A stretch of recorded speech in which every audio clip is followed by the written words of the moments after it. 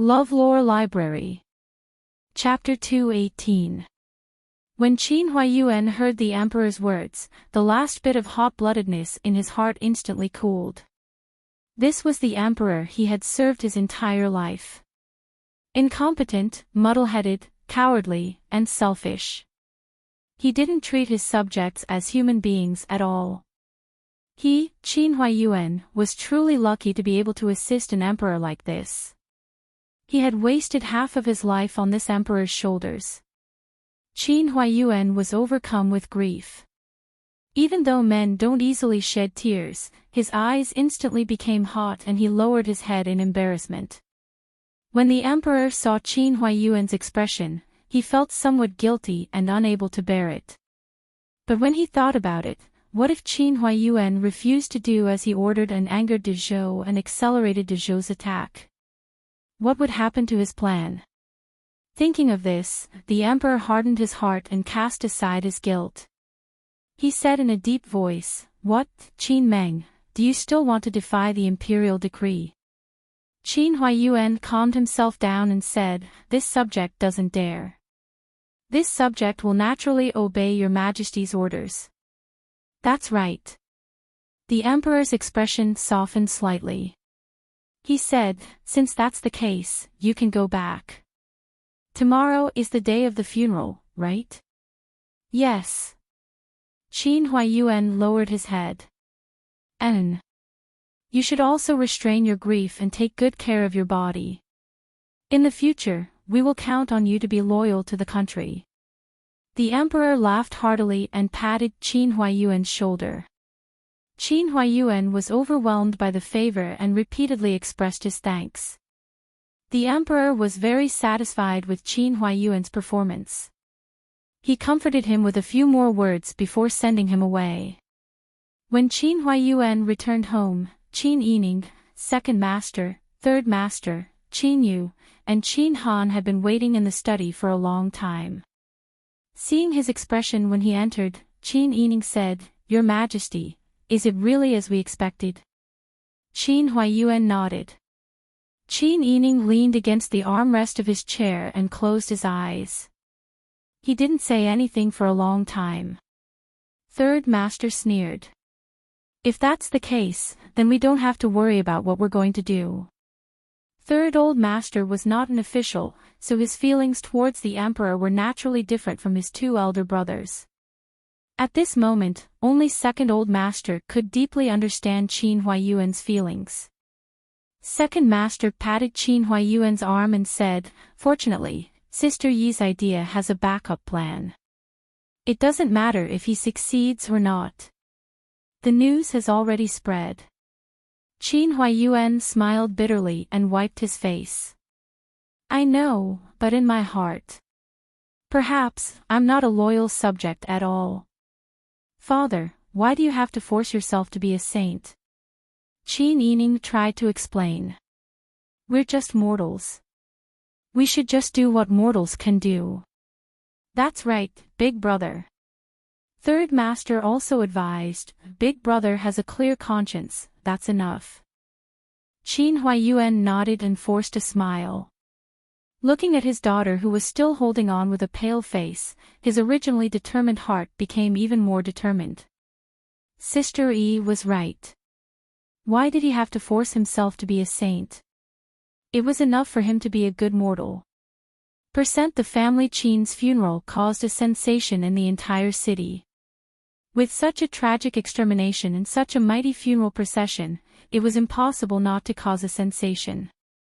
The Dowager Duchess was already old, and Qin Huaiyuan and the others still had serious business to do, so they left all the women and children at home and didn't let them follow. Qin Huaiyuan, second master, third master, first master Qin Yu, second master Qin Han, fifth master Qin Xian, and Qin Yining led the funeral procession of more than 30 coffins and rushed towards Chuiyun Mountain in the suburbs of the capital.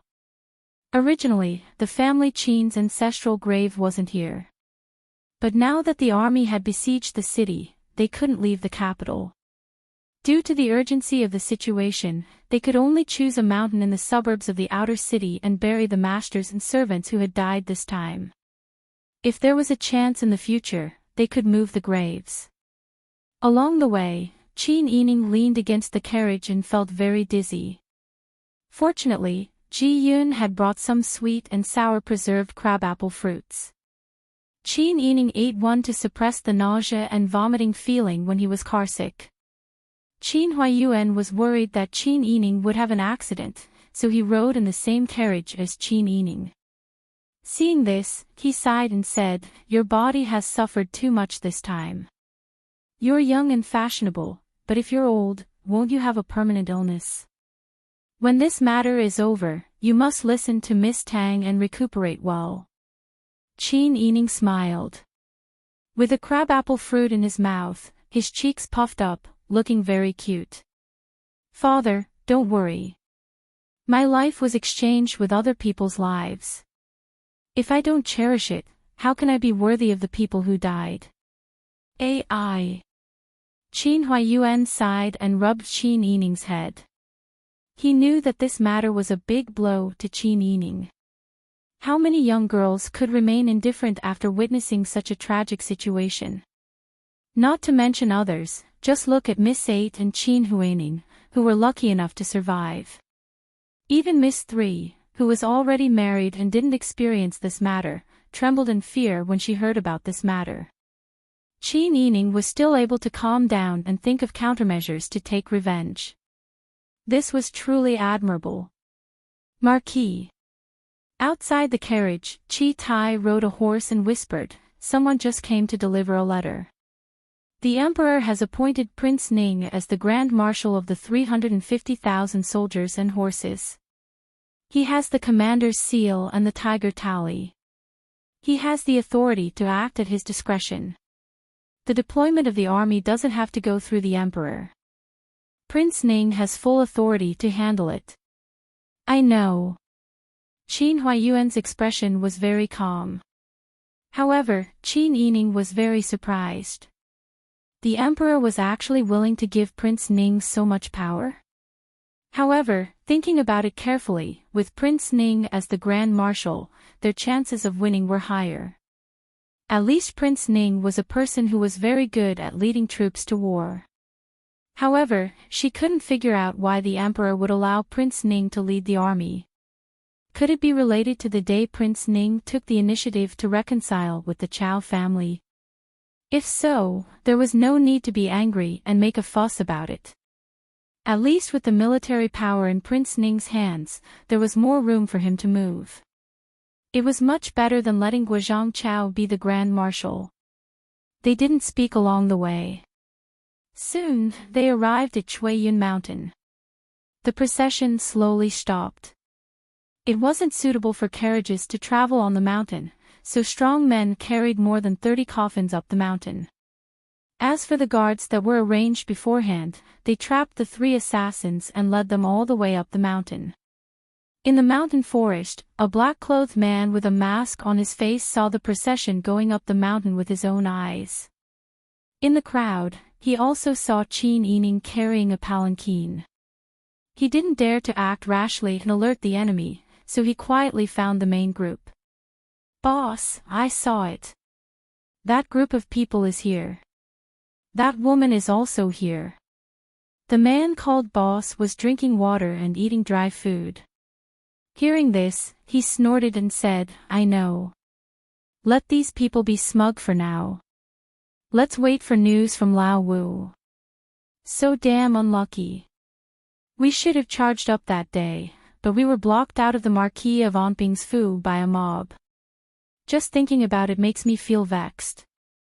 When the surrounding people heard this, they all had expressions of righteous indignation. Later on, they had been frightened by the sounds of fighting and killing and fled. When they ran out, they found that there were not many people in that group who were skilled in martial arts. If they wanted to kill the family Qin's people in that group of people, it wouldn't be difficult at all. But they had missed such a good opportunity. There were more than 100 people on this mission. They were divided into 2 groups. The group that had attacked the imperial palace had already been taken down. Their group only had about 30 people left. If they didn't do this well, they wouldn't be able to report back. Those 3 idiots. Look at how skilled they are in martial arts, but they didn't get rid of Qin Si at such a good opportunity. Chapter 219. At this time, Old Fifth, who had been sent to the city to scout for information, also rushed back. He replied in a low voice, "There are indeed troops moving in the city, but they are still quite far from here. We have at least 3 incense sticks worth of time before we can take action. In addition, the guards and servants that the family Qin brought only add up to about 20 people." Ha! 20 people is nothing to be afraid of. With our abilities, we can take care of them in the time it takes to burn a stick of incense. The eldest brother put away the water bottle and wiped his mouth. He said, "Today, our first priority is to kill that woman, then rescue those 3 idiots. After we succeed, we will sneak back into the city to hide and wait for De Zhou's troops to achieve a complete victory." Now that the capital was surrounded, it would not be easy for them to leave. They could only hide in the capital and wait for the day that De Zhou won. Then, they could return to the emperor to receive their reward. When everyone heard this, they felt their spirits rise. They put on their masks and drew their swords. Then, they rushed to the burial site that the family Qin had prepared in advance. At this time, the coffins had already been placed next to the graves that had been dug. Qin Huaiyuan led the family to burn paper money. The people who followed behind them to help were all mourning. Ji Yin knelt behind Qin Yining. Mu Jinghu symbolically squatted beside her, paying attention to the movements around them. Qin Huaiyuan led the people to burn paper money and read a eulogy. Then, he ordered people to push the 3 assassins out and prepare the knives for dismemberment. "Today, we will use the flesh and blood of these 3 people as a sacrifice to the deceased." As soon as he finished speaking, there was another wave of earth-shattering cries. The people in charge of the execution tied the 3 assassins to wooden stakes in a shape and prepared a small knife to cut off their bones. The 3 assassins had suffered all kinds of torture and were now covered in cuts and bruises. They had spat out everything that they could, but they didn't expect that after confessing everything, they would still have to suffer the pain of 1,000 cuts like livestock waiting to be slaughtered. The 3 of them were already pale with fright. One of them even begged for mercy with trembling lips. Qin Yining only felt that their pleas were extremely ironic. She stood up and sneered at them. "Beg for mercy? You guys are scared to death now. Why didn't you think about whether they were scared when you killed my family members? You didn't even let my 11-year-old cousin go, and you didn't even let my 2 younger sisters go. You have already lost all humanity, and you don't deserve to live. You want me to let you go? Impossible. Begin." "Yes." The 3 men took out their knives and cut the 3 men.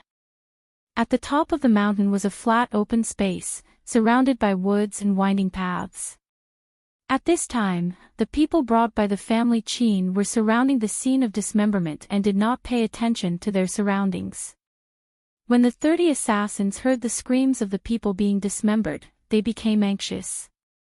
As soon as the boss gave the order, everyone rushed out and started to kill the enemies. These 30 people had long since conserved their energy, and their martial arts were not weak. For a moment, their momentum was like a ferocious tiger descending the mountain. Qin Yining, on the other hand, had gathered with her father, 2 uncles, and 2 brothers.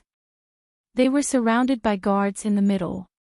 The boss sneered and said, "Qin Si, why aren't you coming out to die? If you were willing to die that day, your family wouldn't have lost so many people. What, are you still afraid of death today? Aren't you afraid that your family members will be dissatisfied and come to capture you?" Qin Yining was not afraid at all. It's still unknown who will live and who will die today. As soon as she finished speaking, the lids of the 30 coffins on the mountain were suddenly opened, and 30 people wearing black clothes and silver masks jumped out. The person in the lead was not tall, and her black clothes could not hide her curvaceous figure. She waved the sharp knife in her hand, and the people behind her rushed forward in a well-trained manner. Although they did not make a sound, their aura was awe-inspiring, and their killing intent filled the air. At the same time, a raging fire suddenly ignited around the mountain peak, surrounding the empty space at the top of the mountain. For a moment, black smoke rose into the sky, and everyone was trapped in a circle of fire. The 30 assassins were shocked. Not to mention that they were equally matched with the silver-masked spy in terms of martial arts and numbers. There were still other people who had not come forward. They could only retreat as they fought. But after retreating to a certain extent, there was a sea of fire behind them. Qin Yining, who was in the middle of the crowd, laughed mockingly. "How is it? How does it feel to have pursuers behind you and a sea of fire in front of you?" The assassin's current situation was exactly the same as the family Qin situation that day. "You bitch. Even if I die today, I'll drag you down with me." The boss waved his large knife angrily, but before he could make a move, a stone hit his temple. He immediately spat out a mouthful of blood, and his eyes rolled back as he fell down. This move really shocked everyone. Especially Chao Yuqing, who was standing beside Qin Huayuan and wearing a silver mask. Qin Yining also looked at Mu Jinghu in surprise. Mu Jinghu patted the dust off his hands, and explained to Qin Yining somewhat embarrassedly, "He scolded you. That's not good." He felt very uncomfortable that his friend's wife was being scolded. He thought that if that fox was here, that person would have died even more miserably, so he did not hesitate to make a move. Qin Yining came back to his senses and smiled gratefully at Mu Jinghu. The assassins who were stunned by Mu Jinghu's move were gradually defeated by the silver-masked spy's tyrannical pressure. With nowhere to retreat, they were all captured alive. Just at this moment, the fire suddenly weakened.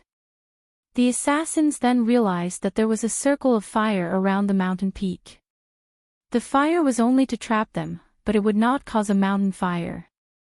They hated that when they came up the mountain, they did not notice the abnormalities around them. The silver-masked spy had dislocated the jaws of these assassins. He handed them over to Qin Huayuan's men.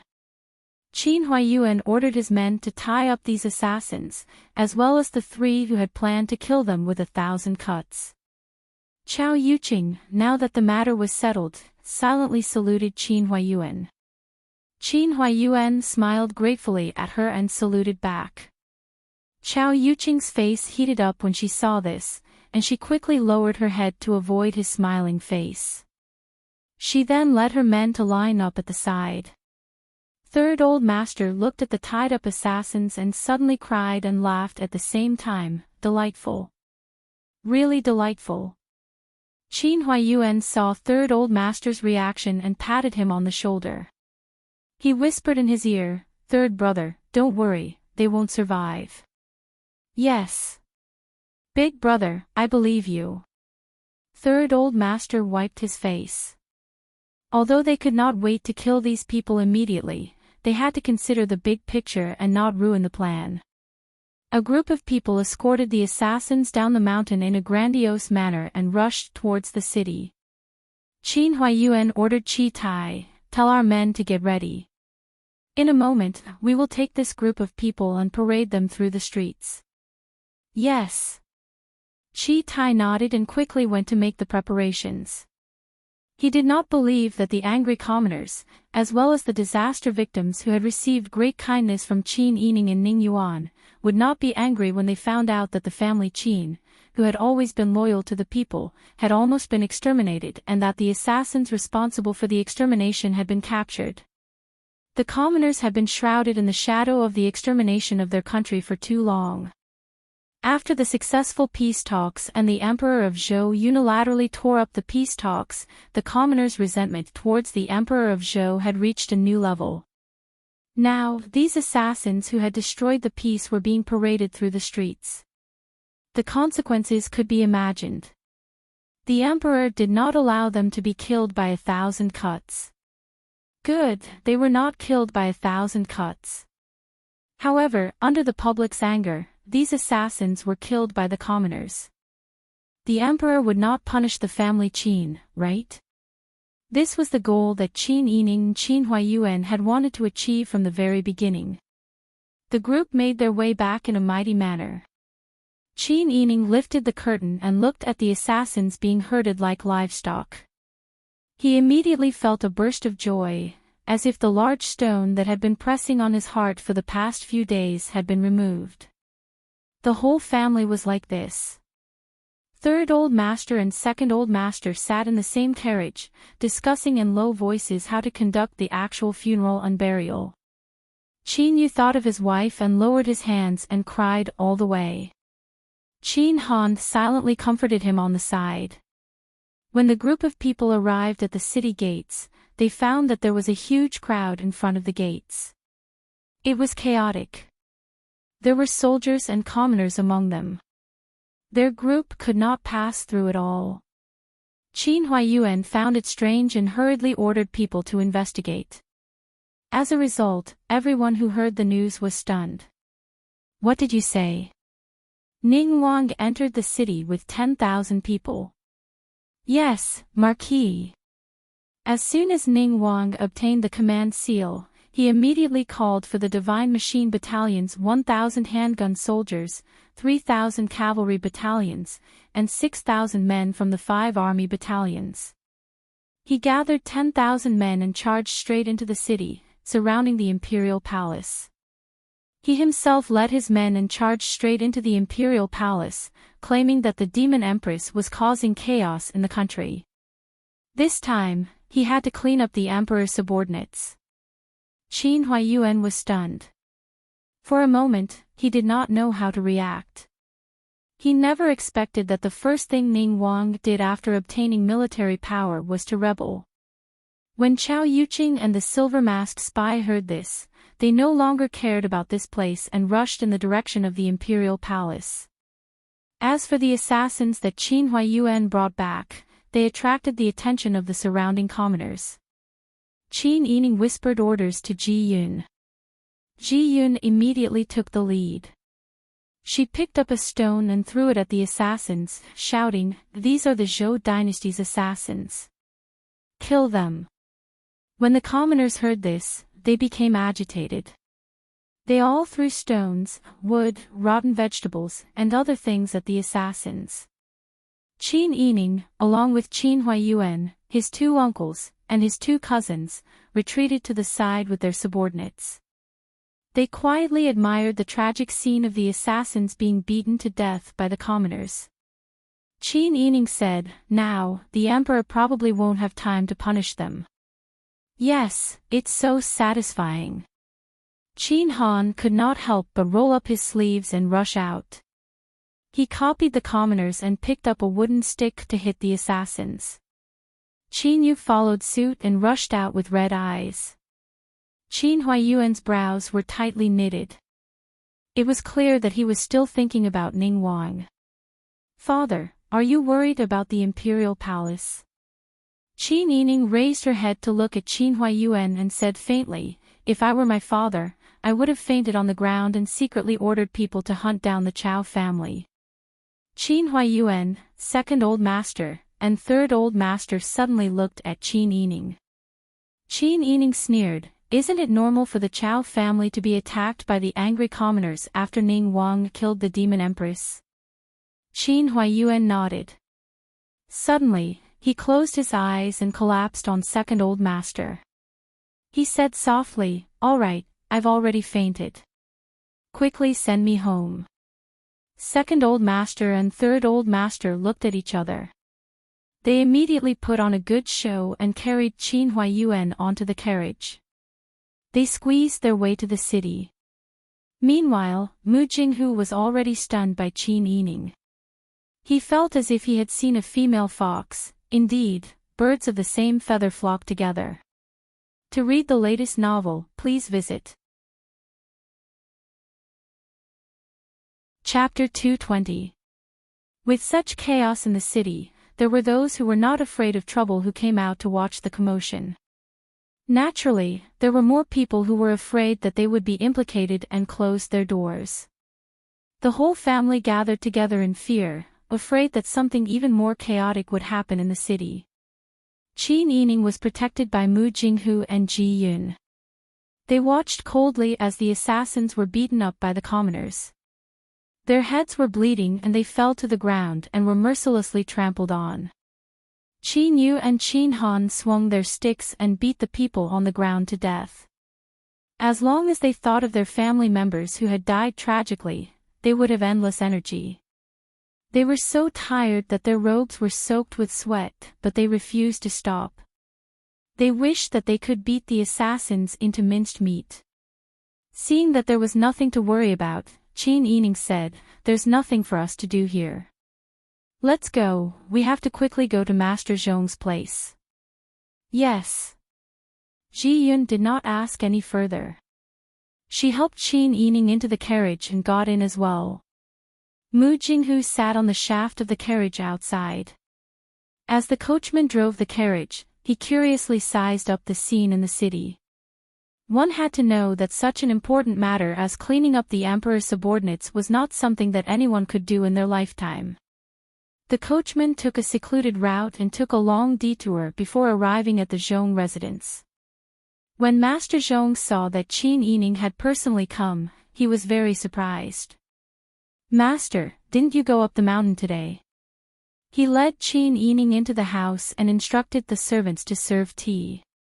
He then said, "You don't look very well. Are you feeling better?" "I'm fine. I'm just taking care of the rest. Something happened on the mountain today. Fortunately, it has been resolved." Did head shopkeeper see the chaos in the city? Master Zhong seemed to still have some lingering fear. "Don't mention it. When I saw Prince Ning leading his troops into the city, I knew something was wrong. I was so scared that I hurriedly closed our shop. I just got home myself." The servant served tea. Master Zhong took it and personally served it to Qin Yining. Then, he sent the servants away and forbade them from walking around outside. Qin Yining took the tea and thanked him with a smile. He took a few mouthfuls and moistened his dry throat. Then, he concisely recounted what had happened on Cui Yun Mountain today. Master Zhong was dumbfounded when he heard this. He muttered, "Did the boss capture all the assassins? They've all been arrested." When they entered the city just now, the citizens knew that those people were assassins from Dezhou. They were so agitated that they surrounded them. "I'm afraid that they'll be beaten to death. My father received the imperial edict not to kill the assassins." Seeing that the common people had no other choice, and hearing that Ning Wang had led troops to surround the imperial palace, he was anxious, angry, and afraid, and fainted. "My second uncle and third uncle hurriedly sent someone home, so I had the time to come here." Although this was what he said, how could a smart person like Master Zhong not understand the meaning behind his words? If Qin Huayuan really was in trouble, why would Qin Yining have the leisure to come here? Master Zhong smiled. In his heart, he secretly praised Qin Yining and Qin Huayuan's plan. He also despised the emperor for forbidding the family Qin from killing the assassins for revenge. However, what he said was very righteous. It's no wonder that the Marquis was so anxious that he fainted. Not to mention the Marquis, even common people like me were scared out of their wits when they learned that Ning Wang had led troops to charge in. Ning Wang's actions have never been methodical. What if the emperor? What should we do then? As he spoke, he shook his head worriedly. Qin Yining smiled. Master Zhong was truly a wonderful person. What happens to His Majesty isn't something we should worry about. Although I want to save His Majesty, I don't have the ability. I can only pray in my heart that His Majesty is blessed. As Qin Yining spoke, he put his hands together and bowed to the sky. When Master Zhong saw this, he smiled and followed suit. However, when the two of them looked at each other, they couldn't help but let out a pft. In recent days, this was Qin Yining's happiest day. She thought for a moment, then whispered in Master Zhong's ear, "There's one more thing." Ning Wang led troops to clean up the emperor's side. "I'm afraid the Chao family won't benefit from this and will probably flee. My maternal grandmother and the others are definitely not in the city right now, so they probably don't know what's going on here. Think of a way to send them a message." At this point, Qin Yining lowered his voice and said, "Just say that this opportunity has finally been created. Ask them to seize the opportunity." Zhong Dazhang had actually long known that the alliance head of the Qingtian alliance was Duchess Ding. However, the Qingtian alliance was a rebel in the end. If he carelessly spoke of this kind of thing, it would be greatly disadvantageous to Qin Yining. It might even lead to a fatal disaster. Thus, he didn't dare to publicize it. That day, the Qingtian alliance's people broke into the Marquis of Anping's estate to rescue people. In essence, it was Duchess Ding's arrangement. These days, because such a big matter had happened in the Marquis of Anping's estate, Duchess Ding was worried and had remained in the outskirts of the city. Master Zhong also knew where they were. "Alright, there's no time to lose. I'll immediately go personally to deliver the message." As Master Zhong spoke, he actually felt like he was itching for a fight. There was always a kind of anticipation that the world was about to change. Qin Yining exhorted again, "You have to be careful. It's not a small matter for Prince Ning to lead troops to clean up the emperor's subordinates. The city is too chaotic today. You have to watch your family's door closely. There will always be people who take advantage of the chaos to cause trouble. In these troubled times, you have to be on guard." Upon hearing this, Master Zhong trembled. He hurriedly nodded and said, "Thank you, Master, for reminding me.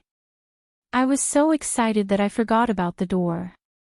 I'll go arrange it later." "That's good. When you see my grandmother, tell her to pay more attention to the exits near the Chao family's residence. I'm guessing that a family like the Chao family will definitely leave some secret escape routes just in case. As long as it's a secret passage, the exit must be at a place that won't arouse suspicion but won't be too far away. However, my grandmother is very resourceful. She'll think of it even without my reminder. In addition, Master Zhong also has to tell my grandmother to evacuate quickly after taking revenge. Don't let down your guard just because you've taken your revenge." "Yes, Master, don't worry. I'll definitely pass on your message." Qin Yining did what he had to do. After thinking for a while, he got up and bid farewell. After leaving the Zhong family's residence, Mu Jinghu asked, "Are we going to watch the show?" "Watch the show?" Qin Yining smiled and said, "My status is special. Although I want to watch the show, I have to avoid this kind of occasion." Mu Jinghu frowned regretfully. "It's a pity. I've never seen such a rare occasion like cleaning up the emperor's concubines." Qin Yining couldn't help but laugh at his childish words. It was hard to imagine that someone like Pang Xiao would have such a simple-minded and slow-witted friend. Because he had to protect Qin Yining, Mu Jinghu naturally couldn't watch the show alone. Thus, he escorted him back to the Marquis's residence. Meanwhile, in the palace, the Empress sat trembling in the Emperor's arms. Her tears had soaked the Emperor's shoulders. "Your Majesty, Qinxia will stay here. Please leave quickly.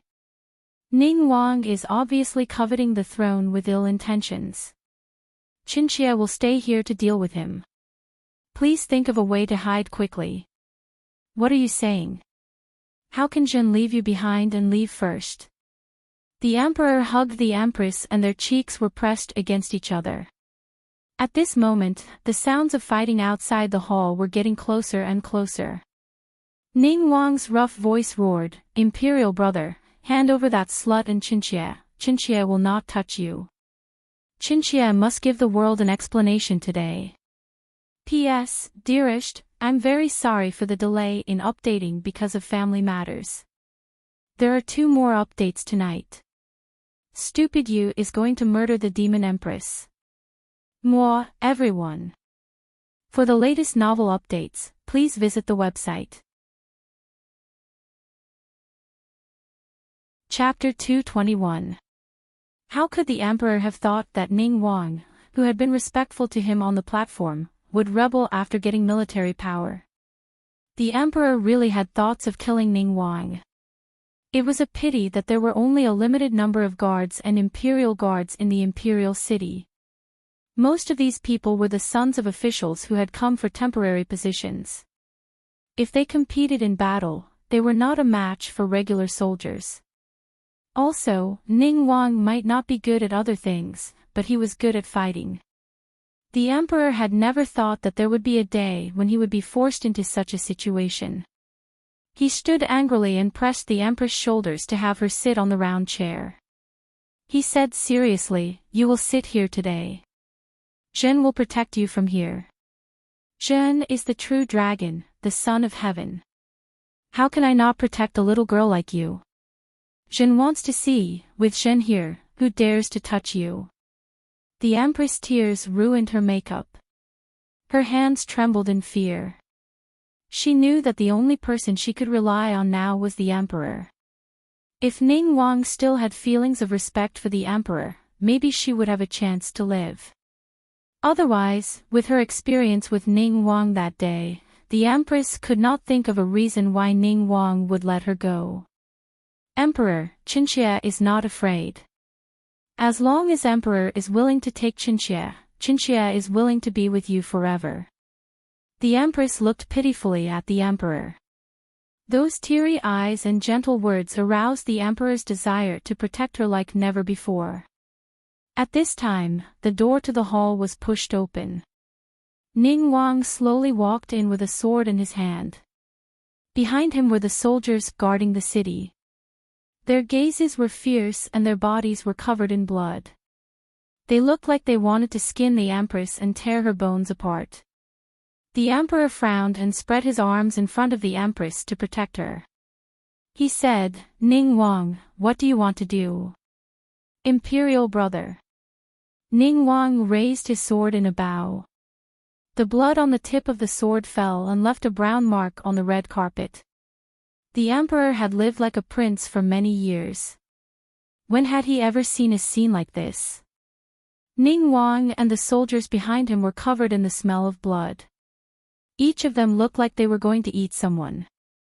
Looking at Ning Wang's serious gaze, the Emperor's heart jumped and he almost peed in his pants. Imperial brother used to be diligent and sincere, and loved the people as if they were your own children. Your brilliance back then has been engraved in the hearts of the subjects of the world. You are also the Emperor that I respect the most in my heart. You were originally a virtuous subject far away from the villain. You could have created a flourishing era, but who knew that since Imperial brother got this bitch, you changed? Have I changed, or do you want to sit in this position? Although the Emperor was afraid, he was more angry. How could his authority be trampled on like this? In my opinion, you've become more and more ambitious over the years. Prince Ning raised his eyebrows and looked at the Emperor. His eyes flashed with hurt. Imperial brother feared the military power in my hands, so I handed it over. Imperial brother didn't want me to participate in the imperial court, so I became an idle Wang Yi. The heavens and the earth can bear witness to Qindi's loyalty to Imperial brother. Imperial brother, I'm sure you're well aware of my sincerity towards you. Otherwise, why would Imperial brother tolerate me until today? What I regret the most now is that I allowed you to live until today. The Emperor angrily flipped over the square table, and the teacups and tray fell to the ground with broken porcelain. Forget it. Prince Ning let out a long sigh and put away the thought of reasoning with the Emperor. His eyes turned firm and he said coldly, "Since Imperial brother thinks of Qindi like this, Qindi has no other choice. Since I've done it, I won't regret it. To tell Imperial brother the truth, Chindi brought 10,000 brothers today and has already surrounded the imperial palace. Do you know what the imperial guards on the way here said when they heard that Chindi was here to kill that bitch? Prince Ning slowly walked towards the Empress. The Empress stood up and hid behind the Emperor. The Emperor protected the Empress and retreated all the way. Prince Ning laughed mockingly. When they heard that Chindi was here to kill her, everyone clapped their hands and cheered. Most people happily made way. Otherwise, how could Chindi fight his way in so quickly? Ha! The Empress trembled in fear at Prince Ning's low and hearty laughter. She screamed, "You traitor! You will die a horrible death." "It doesn't matter." Prince Ning laughed out loud. The day this king joined the imperial family, he knew that he would definitely not die of old age. It doesn't matter if he dies from the throne or from a scheme. But you bitch, you're definitely not going to die a good death. Because this king will not let you have a good time. Emperor. Look at him, he has the intention to rebel against his superiors. The Empress hugged the Emperor's waist and buried her face in the Emperor's chest. She cried and trembled all over. It was unknown whether she was angry or scared. Prince Ning was not angry when he heard this. He only smiled and said, "Imperial brother, the throne and this woman, choose one." "Imperial brother, make a choice." The Empress looked at Prince Ning in shock. Did he really come here just to kill her? The Emperor was also very surprised. He and the Empress had been husband and wife for many years. He had the same idea as the Empress. Just now, when he saw Prince Ning coming aggressively, the Emperor had already lost hope for the future. Although he was tough on the surface, he was thinking about how to save his life.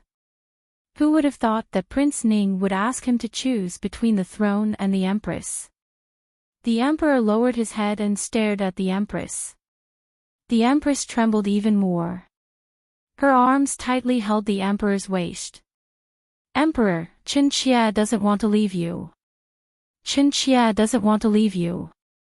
Prince Ning saw that the Empress was still so seductive at this time and laughed coldly. "Now it's not up to you to decide. Imperial brother, what do you say?" The Emperor gulped. "What if I don't choose?" "Don't choose." It seems that Imperial brother still doesn't understand the situation. Prince Ning paced back and forth in front of the Emperor. "Let me put it this way. Either you hand over this woman and I will continue to be the Emperor, or you can ascend to heaven with her. Qin Xia is very willing to send the two of you on your way." "You!" The Emperor pointed a trembling finger at Prince Ning. "Don't try to fool me. Will you let me continue to be the Emperor? Aren't you afraid that I will punish you after this?" Prince Ning raised his eyebrows. It was as if he was provoking and confident. "If Imperial brother can give up on her, then you will naturally have a chance to punish me. How about it? Do you want this chance?" The Empress shook her head and shook her tears. "Emperor, Qin Xia doesn't want to. Qin Xia can't die. Qin Xia will always be with Emperor. Furthermore, Qin Xia's mother's family has contributed greatly to the court. You can't. Euro." The Emperor lovingly patted the Empress' head. With his other hand, he pried the Empress' arm away from his waist. "Euro, I know that you are sincere towards me. That means that you don't want to see Dian fall into chaos and the country fall, right?" The Empress' eyes widened and her heart turned cold. Tears silently flowed down her cheeks. "Emperor, you don't want Qin Xia anymore. I will remember your kindness." The Emperor couldn't bear it and his eyes turned red. "But I am the Emperor. Although I love you, I still have to protect the court. I can only do this." "No, no, no. Emperor, you are very good to Qin Xia. You said that Qin Xia is the goddess in your heart. You love Chinchilla as if she were your own flesh and blood. Now that you can keep Chinchilla, why don't you fight for it? Chapter 222. When the Empress heard the Emperor say this, her mind buzzed. She fell to the ground in despair and stared straight ahead. She even forgot to cry. Liar, liar, saying that I have an important life, what kind of judgment is this? Liar. The Empress roared angrily, then burst into tears. She got up and was about to hit the pillar. Ning Wang had long been prepared for her move.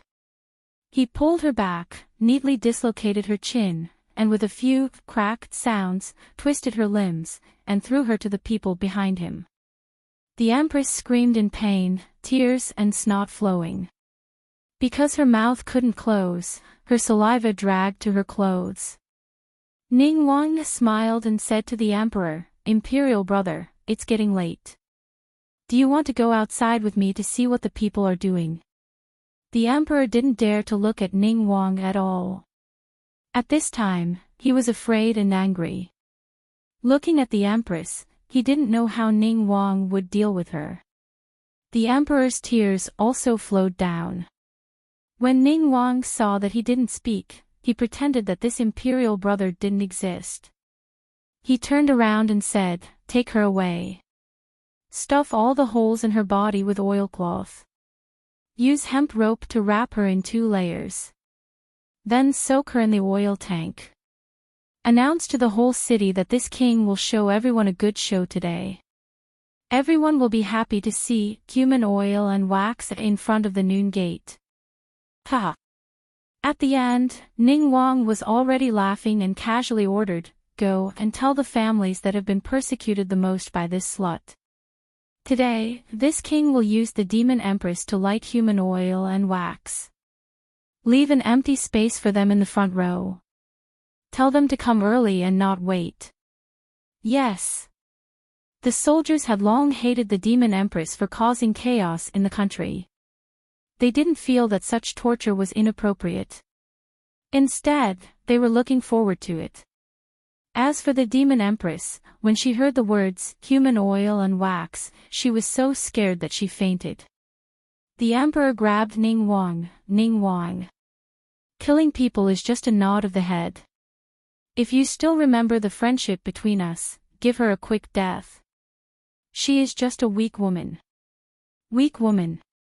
When she steamed living people and put them in oil, I didn't see her weak, nor did I see her sympathize with anyone. Imperial brother, in my opinion, you should think about how to deal with me in the future and avenge your empress." After saying that, King Ning casually cupped his hands, turned around and left. The emperor was so angry that his chest hurt. He pointed at Ning Wang and trembled for a while. In the end, he couldn't take it anymore and fainted on the ground. Ning Wang walked out of the palace gates and ordered people to tie up the empress and soak her in a vat of oil.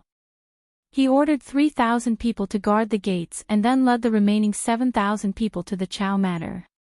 When Prince Ning arrived, the Chao family was in a state of chaos. The servants were running for their lives while carrying their master's vases and paper money. The entire Chao family was in a mess. Ning Wang rushed in with his men with swords in their hands. He didn't ask any questions. As long as it was someone from the Chao clan, regardless of whether it was a master or a servant, he would kill them on sight. For a moment, the entire Chao clan was plunged into a sea of blood. There were also people who said that they had never done anything bad and that they were just servants of the Chao family. Ning Wang sneered and stabbed his sword into the man's chest. "There is no good person in the Chao Bingzhong family. Have you not bullied others with your power? This king is enforcing justice on behalf of the heavens today. He will take care of you, scum." He turned around and shouted, "Kill for this king. Don't let a single one go." Yes. The soldiers who came with him were in a killing frenzy. During this time, some people put away valuables in their pockets. Ning Wang turned a blind eye and ignored them. As a result, the soldiers were even more motivated to kill, and the entire Chao clan was plundered. This time, they killed a total of 600 masters and servants. Ning Wang carefully checked the corpses. He killed Chao Guizhang's son, daughter-in-law, grandson, granddaughter-in-law, and so on. The only regret was that Chao Guizhang wasn't at home. Ning Wang ordered people to carefully investigate all the rooms in the Chao clan. Finally, they found a secret door behind the bookshelf in the study in the inner courtyard. After opening the secret door, Ning Wang led people in with torches. When they saw the sun again, they were in a woodshed in the backyard of a manor in the outer city. Ning Wang and the soldiers who came with him came out of the tunnel. They looked left and right before entering the manor. Wang Yi, there was a fight here 4 hours ago. There are footprints and bloodstains on the ground, but no one else was seen. Ning Wang snorted coldly. He gritted his teeth and said, "That old bastard. I'm afraid he immediately escaped with the money when he heard the news. He didn't even care about his own family. What a joke." The soldiers also despised Chao Guizhang's actions. They discussed for a while. Then the leader asked, "Wang Yi, what do we do now?" "Go back." Ning Wang said, "It's about time. Let's go out and find horses. If we hurry back, we can still see the excitement." Hearing this, everyone excitedly agreed in unison. Su sure. The sky was dark. The last of the sunset was about to disappear behind the mountains. A high platform had been set up outside the Meridian Gate. There was a wooden cross on top of it. Someone fished out a woman from a large vat below the platform. Her mouth was stuffed, and her hair was disheveled. Her entire body was wrapped in hemp rope and soaked in oil. Ning Wang held the sword at his waist. He stood on the high platform and faced the crowd in front of him. He said loudly, "Today, I, Yuqi Jinming, led the soldiers to capture the demon empress who caused chaos and exterminated the demon empress's entire family. From today onwards, there will be no more demons who cause chaos by the emperor's side." "Good, good, good." The well-trained soldiers below the platform cheered loudly. The common people also cheered. As he spoke, someone tied the empress, who was wrapped in hemp rope, upside down on the wooden frame. Prince Ning took a torch from a guard beside him and slowly walked towards the empress. The empress was almost suffocated by the smell of oil on her body. Now, her head was on the ground. She looked desperately at Ning Wang's students approaching step by step. Her mouth, which was stuffed with rags, made a woo-woo sound as she begged for mercy. Ning Wang coldly said, "The demon empress brought disaster to the country and the people. She killed loyal and good people. Not only did she charm the emperor, but she also persecuted Imperial Physician Tang's family. Imperial Physician Tang's entire family was killed. She also made the emperor listen to slanderous words. She even exterminated the Sun family of Ding General Manor. In order to get rid of dissidents, she also cooked and fried Imperial concubine Shu and Imperial concubine Xiang alive. This king will not explain them one by one. Today, everyone will see the end of this kind of demon." After he finished speaking, he didn't give anyone a chance to breathe. He put the torch close to the empress's feet that were wrapped in hemp rope. The hemp rope soaked in oil ignited with a whoosh. From afar, it really looked like a candle being lit. The empress screamed in pain and kept twisting and struggling. But her whole body was tied up. Her struggle was useless. She could only endure the burning pain and despair from her feet. Soon, she fainted from the pain. Ning Wang would be considerate and pour a ladle of water to wake her up. The fire on her feet would also go out, but it didn't matter. Ning Wang would reignite it himself. After several tosses and turns, the demon empress only burned to her calf. She never woke up again. She should have died of pain. But Ning Wang's hands still didn't stop. He ordered the guard, burn, continue to burn. For the sake of those who were killed by her, burn this woman to ashes for this king. Don't leave any dregs. Yes. The fire of the human oil candle was sometimes bright and sometimes dark, lighting up the darkness in front of the Meridian Gate. The people were scared at first, and then they cheered. In the crowd, Mu Jinghu forcibly woke up Chao Guozhang, who fainted in fright, for the 7th time. Qin Yining and the members of the Sun clan supported Duchess Ding on both sides. Seeing that half of the demon empress was burned, the group of people squeezed out of the crowd and went to the house closest to this place. This was a new property recently purchased by Qin Yining. The whole family had already moved away, leaving only an empty house with 2 entrances. After entering the door, they saw their aunt, cousin-in-law, and other womenfolk of the Sun clan. There were also 4 strange men in the yard. Seeing this situation, the members of the Sun clan were a little nervous. Qin Yining patted the Sun clan's hand comfortingly and ordered Ji Yun to follow the Sun clan carefully. He helped Duchess Ding to an empty seat in the middle of the yard and sat down. Mu Jinghu threw Chao Guozhang, who had his acupoint sealed and was like a piece of wood, to the ground. Duchess Ding smiled at Qin Yining. Sister Yi, thank you very much this time. If you hadn't informed us in time, we wouldn't have caught this old man. Grandmother, please don't say that. Qin Yining smiled shyly. In the past, I was incompetent and couldn't help you. Now I have a chance to avenge my family. How can I miss such a good opportunity? Duchess Ding nodded emotionally and sighed.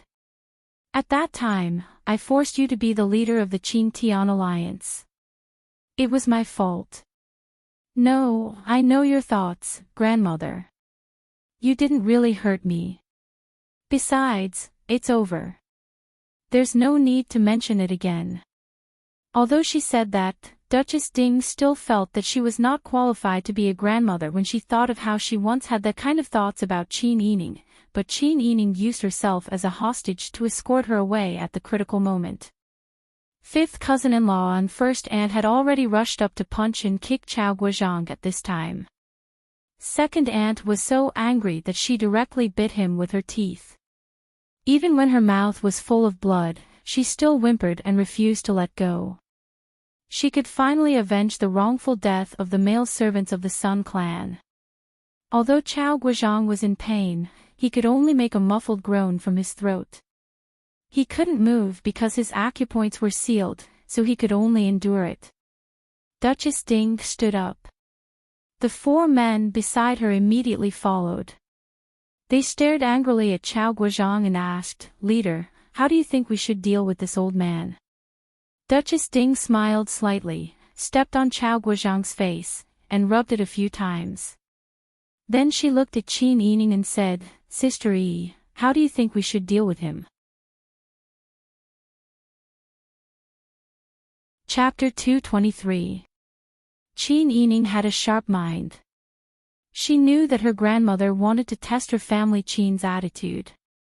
She didn't want her father to be misunderstood. She also didn't want her father to be blamed for what he had done in secret. For today, all of us have put in so much effort. Today, we can finally avenge our grievances and avenge our wrongs. My father said that only by getting revenge can we continue to live in peace. Our family is like this, and so is the Sun family. Fortunately, the heavens have eyes. Evil people don't have good karma. When Chao Guozhang heard this, he suddenly glared at Qin Yining. The murderous glint in his eyes looked as if he wanted to stab Qin Yining a few times. Qin Yining wasn't afraid at all. As if he was comforting Chao Guozhang, he said with a smile, "Don't worry. Your family is all dead now. You won't be lonely in hell." Chao Guozhang's eyes were about to split open. Blood seeped out of the corner of his mouth. Qin Yining squatted in front of Chao Guozhang. Did you escape through the secret passage after knowing that Prince Ning had entered the city? When you escaped, didn't you already know that your family was doomed? TSK.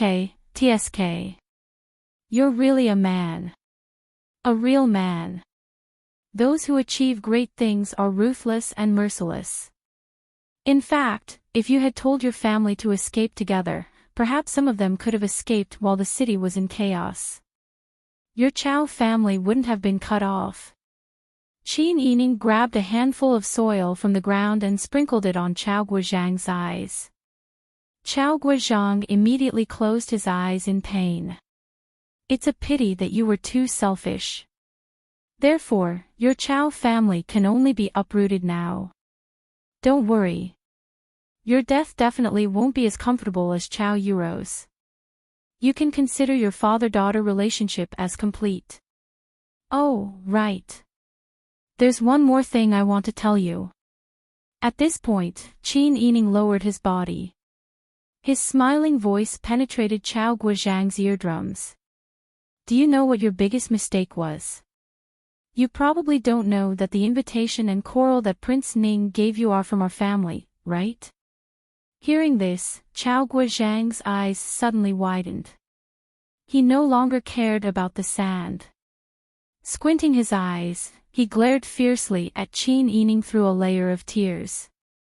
He let out a low growl like a trapped beast. Qin Yining laughed heartily. That's why, with a brain like yours, don't even think about trying to outsmart my father. Do you think you can use the corruption case of the Ministry of Revenue to suppress our family? At first, I thought so too. But when I found my father's beloved Yan Jinqing's authentic work in his study, I thought about your love for calligraphy, and connected it to the fact that Ning Wang suddenly went to your door to express his goodwill. I guessed that this would happen. Chao Bingzhong, you didn't die in vain. Who? The person whose acupoints were sealed could not speak, nor could his body move. Only his throat could let out a series of soundless roars. Chao Guozhang understood, but it was too late. He was too confident in himself and underestimated the existence of Wise Panin. He forgot that Wise Panan's wisdom was not undeserved. It was too late, everything was too late. When everyone heard Qin Yining's words, although they did not know what had happened, they knew that Chao Guozhang had fallen into Qin Huayuan's trap. At this point, everyone no longer doubted Qin Huayuan, only gratitude. Beat him to death, beat him to death. The womenfolk could no longer hold back. They swarmed forward, punching and kicking Chao Guozhang, who was frozen on the ground. They even used their teeth to viciously bite his flesh. They bit until blood spurted out, but they were unwilling to let go. Eldest Aunt simply grabbed Chao Guozhang's hair and viciously slammed him to the ground. You bastard, you'll die a horrible death, a horrible death. Give me back my husband's life. Give me back Brother Ming's life. The Sun clan found a door bolt and viciously slammed it on his legs and body. He still couldn't forget the day when the Sun clan's property was confiscated. He had said goodbye to his father and brother in front of Duke Dinggua's mansion. Since then, the destruction of her family had become the cause of all her misfortune. The death of her father and brother had left her with no one to rely on. It had become a nightmare for her to wake up crying countless nights. She had no place to vent her hatred for a long time. Today, she finally found an outlet to vent. All the womenfolk surrounded Chao Guozhang. Even after beating him to death, they were still angrily beating Chao Guozhang's body. They wished they could beat him into a pulp. Duchess Ding didn't make a move. She just watched with a smile on her face. Her hands hidden in her sleeves were clenched tightly. Her fingernails scratched the skin of her palms, and she didn't even notice it. Looking at the blood spreading on the ground, the resentment in her heart finally dissipated slowly and turned into disappointment. Sister E. You don't know that the purpose of us living these days is to take revenge. Duchess Ding turned around, took Qin Yining's hand, and walked back. The four strange men followed closely behind. Seeing this, Mu Jinghu also followed Qin Yining. Duchess Ding continued, now that I have taken revenge, my heart seems to be empty all of a sudden. I've gritted my teeth and endured these days. I suddenly don't know how to live the rest of my life. In the future, I naturally have to find a quiet place with my aunts and sisters-in-law and live the rest of my life happily. If I can live an ordinary life, occasionally think of my grandfather, uncle, and cousins, and see the world that they didn't have time to see, then I won't have wasted my life. Duchess Ding stopped when she heard this.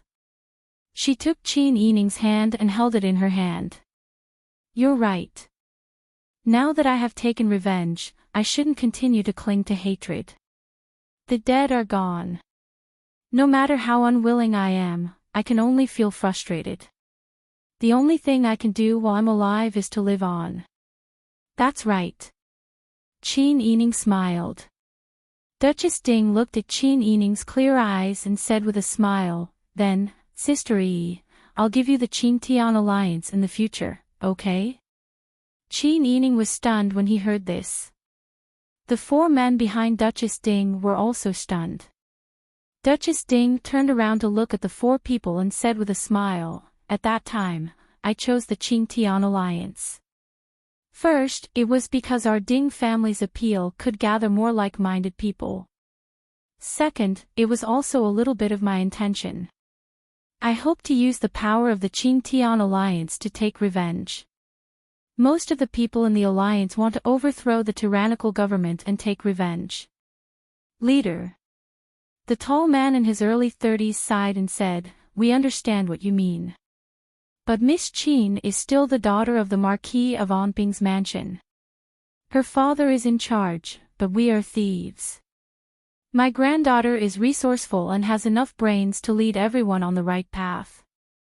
Moreover, the original intention of our Qin Tian alliance is to return justice to the people of the world and for the people to live and work in peace and contentment. Everyone knows the character of the Marquis of Anping of the Qin clan. Our original intention does not conflict with the way the Qin clan does things. Chapter 224. Speaking of Qin Huayuan's character, the four people had to be convinced and said, Marquis Anping's character is indeed praiseworthy. Many people change their nature when they become officials, but Marquis Anping is indifferent. For many years, he has been so upright and loves the people as his children. Moreover, Marquis Anping's wisdom is indeed not comparable to ordinary people. If their leader had a father who had connections in the imperial court, they could have a clearer grasp of the direction of action, which was really a good thing. Qin Yining was naturally happy that her father was praised. But the premise was that her grandmother didn't give her such a big mess like the Qin Tian alliance. Grandmother, although I have some cleverness, I haven't seen much of the world. If you want me to be the leader of the Qin Tian alliance, it's really too much. What's more, there are many people in the Qin Tian alliance. Even those who are officials in the imperial court have different personalities. I'm just a little girl. How can I manage so many strangers? How can I have the ability to control the Qin Tian alliance? Don't make things difficult for your granddaughter. I know your concerns. In fact, I also have something to tell you. Hearing this, Duchess Ding turned to the four men and continued, the power of our Qin Tian alliance shouldn't continue to grow. We shouldn't take in more people. The four people were a little surprised when they heard this. When there are more people, it's inevitable that their hearts are not united. Our original purpose was to gather a group of ambitious people together. Once there are people like Guizhang Chao and the Demon Empress, if the imperial family doesn't take action, we can take action. When the world is peaceful, we will serve the people. If we see injustice on the road, we can also raise our arms and call for help. However, there are too many people in our alliance now.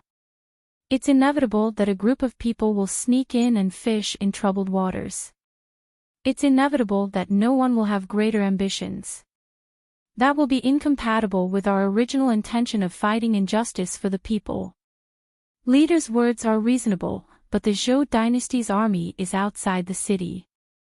I'm afraid it's not appropriate to reduce the number of people in the alliance at this time. The four people all frowned. Duchess Ding smiled. In this world, it doesn't matter who is in charge. As long as the people can live a peaceful life in the future, it's enough. I used to think that the Dian dynasty was ruled by the Yuqi family. But everyone, take a look. What has become of the Yuqi family's world? Therefore, in my opinion, it doesn't matter who is the ruler of the world. As long as the ruler is virtuous and can bring long-term stability to the people, then the change of the imperial court doesn't matter. Duchess Ding's words could be said to be treacherous. However, none of the people present were fools who were blindly loyal. After thinking about it carefully, they all understood. The leader of the group laughed and said, "Alliance Master is indeed knowledgeable. We understand what you mean. Now that the Demon Empress has been burned, and the Chao clan, which had brought calamity to the country and its people, has been exterminated, Ning Wang has become the Grand Marshal. I believe that with the temper of an incapable ruler, he won't be able to cause any waves." Exactly. Another man also said, "I understand what the leader means. At first, we started the uprising for the happiness of the people. Now that the people are finally stable, if we allow our troops to grow stronger, we will definitely become the second existence to disturb the peaceful lives of the people. Therefore, our Qin-Tian alliance should really take care of it and send a group of people away." Duchess Ding also laughed and said, "You are all smart people. You understand it immediately. I heard that the news from Xihua City a few days ago was false. Pang Zhishi's troops didn't burn, kill, and loot in Xihua City at all. Those who were beheaded and executed were the original corrupt officials of Dian and the local rich people who were crowned with the titles of Skinning and King of Hell. A lot of the seized money was used for the army's provisions. However, the 100,000 people of the Tiger Army were not stationed in the city to disturb the people at all. Not only did they not loot the people, but the people of the Tiger Army also went to the merchants in the city to buy whatever they needed. For this reason, the business of the shop suddenly increased so many customers, and the business was easy." "Leader, you mean that the Pang family's troops are not so abominable," one of them said. Qin Yining thought for a moment and said bluntly, "I heard from my father that before the peace talks, Pang Zhishi was ordered by the emperor of the Zhou dynasty to take away the position of the Grand Marshal. It was because the emperor of the Zhou dynasty ordered a massacre in the city, but Pang Zhishi disobeyed the order and refused to kill the civilians. Therefore, the emperor of the Zhou dynasty's plan to anger the emperor with the lives of the people in Xihua City didn't succeed." Duchess Ding thought for a moment and said, "So, the emperor of the Zhou dynasty later ordered to kill our captives because of this matter?" Qin Yining nodded.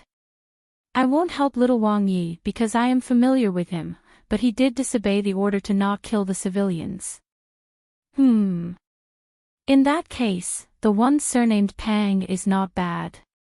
The four people around them discussed. They looked at each other and laughed. Therefore, rumors can't be believed completely.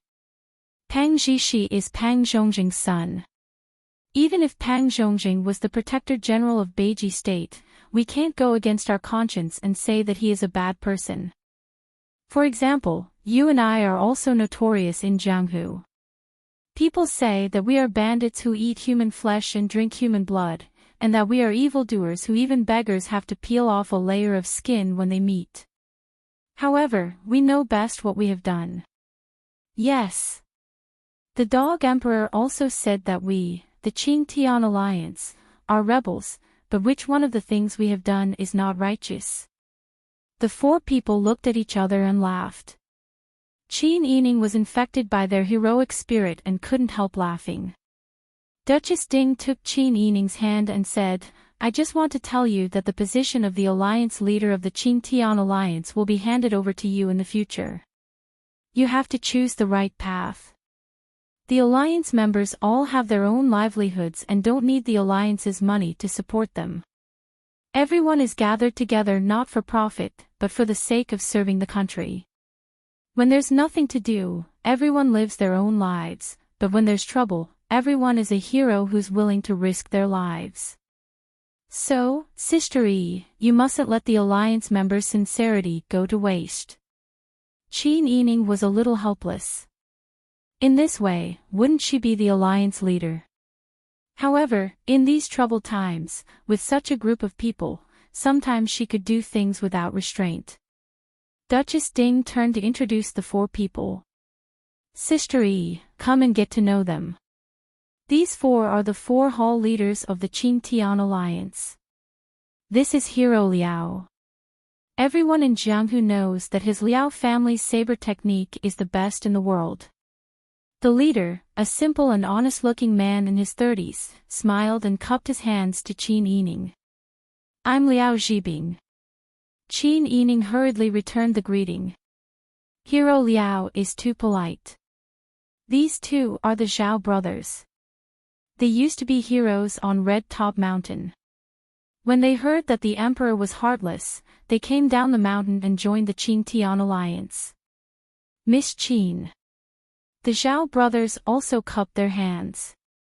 I'm Zhao Yinhuo. This is my brother Zhao Wanjin. Qin Yining also hurriedly returned the greeting. The last one was the youngest and also the most delicate among the 4. He was only 24 or 25 years old. Duchess Ding smiled and said, This is Mr. Qiao Shangfei. His courtesy name is Yongming. He is a steady and resourceful person. He was the 6th Jinshi in the 2nd year of the imperial exam. He is a talented and ambitious person. However, he was burdened by his family's affairs and couldn't stand the actions of the incapable emperor, so he refused to become an official. If you don't understand anything in the future, you can ask Mr. Qiao. I don't dare. I don't dare. Qiao Shangfei hurriedly cupped his hands. He was very polite and convinced by Duchess Ding. Qin Yining bowed to Qiao Shangfei. He had a better understanding of the crouching tigers and hidden dragons in the Qin Tian alliance. Among these 4 hall masters, one of them was a hero who made Mu Jinghu look at him with admiration when he mentioned his name. 2 of them had beards that looked like bandits, and the last one was actually a Jinshi. There weren't that many Jinshi at such a young age. After Duchess Ding introduced them to each other, she turned around and bowed to the 4 people. During this period of time, I'm indebted to all of you for not abandoning me. As a woman, I've been bossing you guys around. However, since we hit it off and created the Qin Tian alliance, we can't let down the name of the Qin Tian alliance. The alliance master is too polite. The alliance master is right. We have always been upright in our actions. We definitely can't do anything that goes against our conscience. In that case, please take care of my granddaughter in the future. Duchess Ding bowed again. The 4 people looked at each other. Without saying anything else, they cupped their hands and bowed to Qin Yining. Zhao Wanjin laughed and said, Sister Qin, it's fate that we met here today. Since you've become the leader, then we'll be brothers and sisters who share blessings and misfortunes in the future. I, Zhao Wanjin, am a rough man. I don't know how to beat around the bush. I only know that we're doing this for the good of the common people. If you have any instructions in the future, just say it. Zhao Yinhuo also smiled and said, Alliance Master Qin, please don't mind us. We were born the sons of bandits, so we can only be bandits.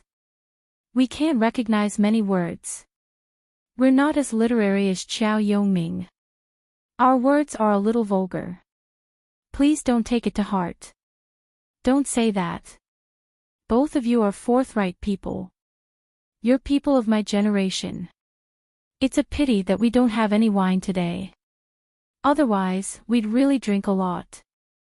Although I'm the daughter of a family, I wasn't born in a wealthy family. Don't treat me as a person of noble birth. I'm just an ordinary girl. Just like you, I have some responsibility for the common people. I still have some thoughts. Well said.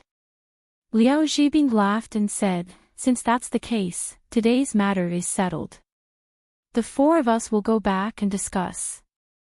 If there are any members of the alliance who have bad conduct or have the intention to leave, we'll disband. Just like the old alliance master said, quality is more important than quantity. Thank you for your trouble, Brother Liao. Qin Yining smiled. Don't mention it. Compared to alliance master Qin, who has to sell her family's property to support the refugees, we're still lacking. After reaching a consensus, they returned to the front yard. Chao Guozhang had already been beaten into a pile of rotten meat. No one cared about the bloodstains on the ground. The womenfolk had already hugged each other and cried. Qin Yining arranged for people to clean up the yard. They wrapped Chao Guozhang's corpse with grass and threw it into the mass grave. Only then did they return to the residence with Ji Yun and Mu Jinghu. The moment they entered, they saw Qi Tai standing guard in the gatehouse. Fourth young mistress, you're back. The Marquis is waiting for you in the study. Chapter 225. The fire had burned down more than half of the family Qin's residence, leaving not a single intact courtyard. Qin Huaiyuan's study in the outer courtyard was also affected, but the main room and the side room where the books were kept were still intact. The broken window lattice in the main room had also been repaired. When Qin Yining entered, Qin Huaiyuan was leaning against the arhat bed by the window, fanning himself with a folding fan and flipping through a book. His relaxed posture was the same as before, making Qin Yining feel as if nothing had happened. Father. You're back. Come and sit down. Qin Huaiyuan put the book down on the square table and carefully looked at her face, saying, You've been so busy today and haven't had a moment to rest. How are you feeling? Qin Yining's complexion was not good, but she was full of energy and her eyes were especially bright. I'm fine. I'll be fine after I take some medicine and rest. Father, don't worry. I'm still young. As long as I take care of myself, there won't be any major problems. Qin Huaiyuan nodded and touched her forehead with his big hand. He suddenly asked, Did the Qing-Tian alliance catch Chao Bingzhong? Qin Yining was stunned, then smiled shyly, Nothing can escape your eyes. They caught him. Grandmother, aunt, and sisters-in-law were all there. They took revenge. Even my mother swung her arm and gave him a good beating. Mother and my grandmother's family are living outside and catching up with each other. Qin Huaiyuan heard this and nodded. After a moment of silence, he sighed and said, Chao Bingzhong deserved to die. It's just that your grandfather's family is pitiful. Qin Yining saw her father like this and couldn't help but feel a little disappointed. She knew that her father truly treated the Sun family as his own. Otherwise, when Sun Yu died, her father wouldn't have personally gone to the Sun family to help preside over the funeral. Later, he wouldn't have secretly supported her in collecting her grandfather's body. In the past, when she wasn't close to her father, she had guessed that her father, who had been immersed in politics for most of his life, must have a heart of stone and a cold heart. Who would have thought that after interacting with him, she would realize that his father was actually a person of flesh and blood. His heart couldn't be any gentler. Don't be sad. Qin Yining thought for a while, deliberately changed the topic, and asked mischievously, You have avenged your grandfather's family, and you can get rid of the knot in your heart in the future.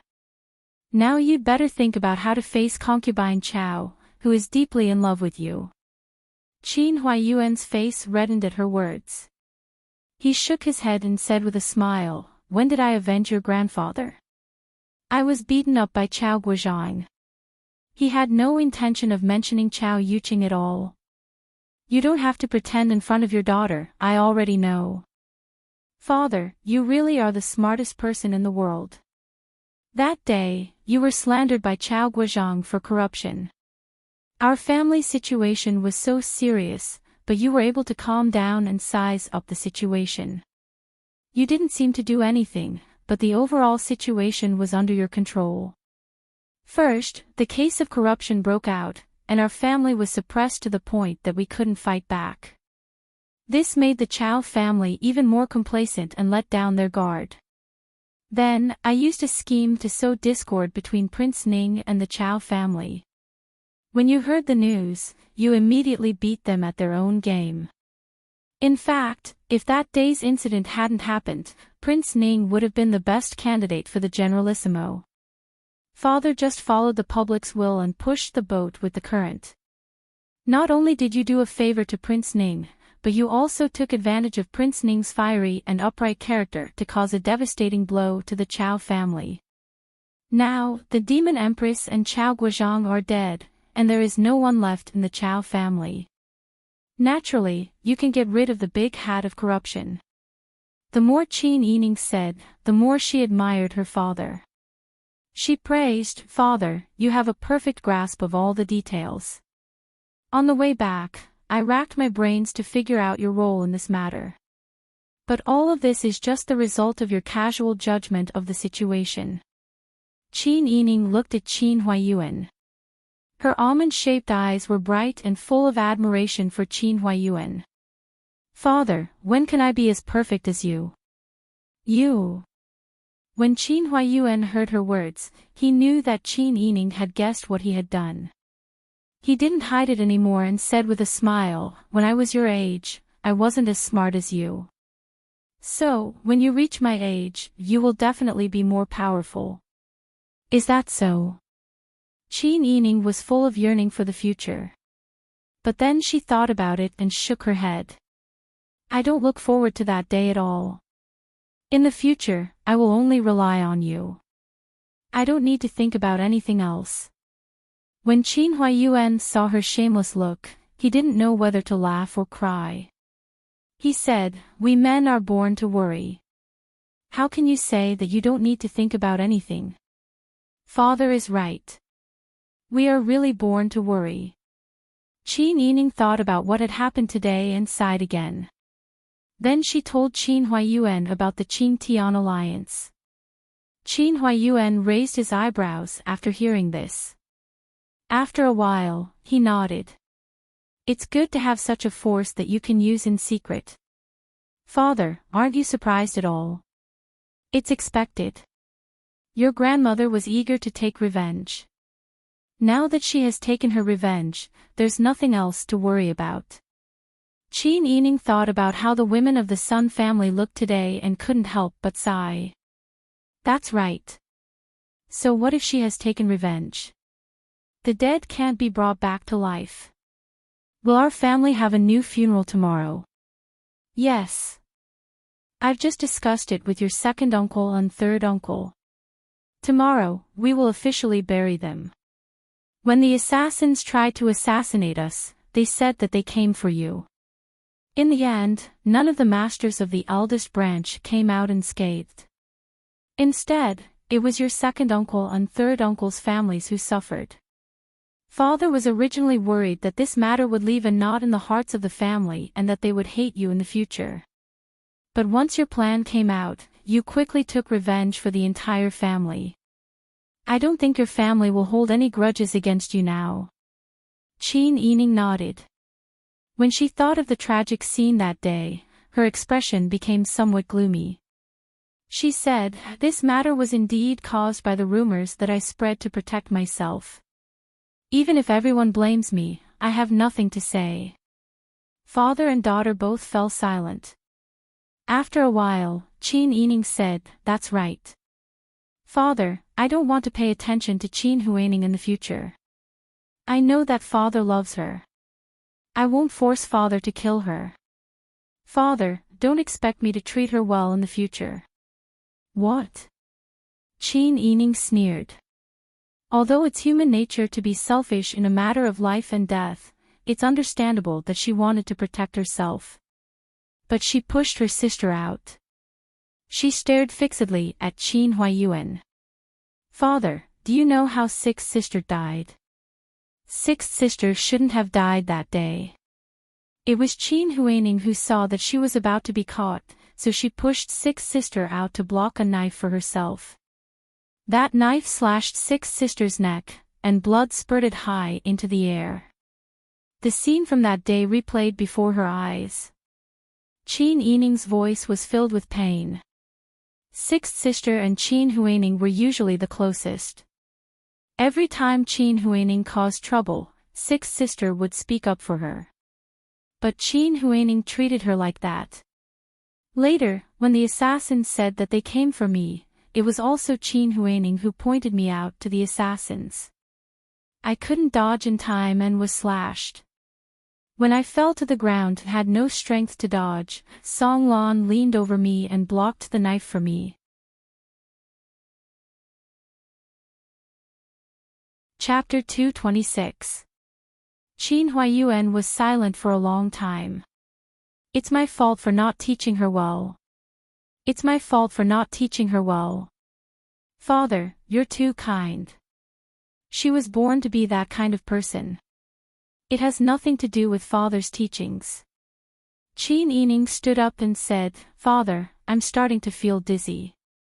I'll go back to take medicine and rest. There's a funeral tomorrow, so I'll be busy. Qin Huaiyuan nodded repeatedly. He helped Qin Yining up and went to the corridor. He called for Ji Yun to help Qin Yining back to Shuorenjai. He then turned to Mu Jinghu and said politely, Young Master Mu, thank you for your trouble. Uncle, don't be so polite. We're all family.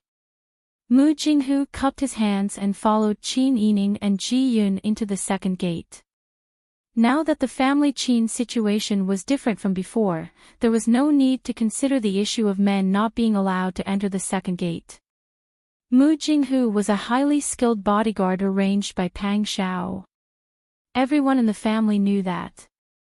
With his presence, everyone felt more at ease, so they didn't mind him entering and leaving the inner residence. The next day, the capital, which had been without rain for a long time, began to drizzle.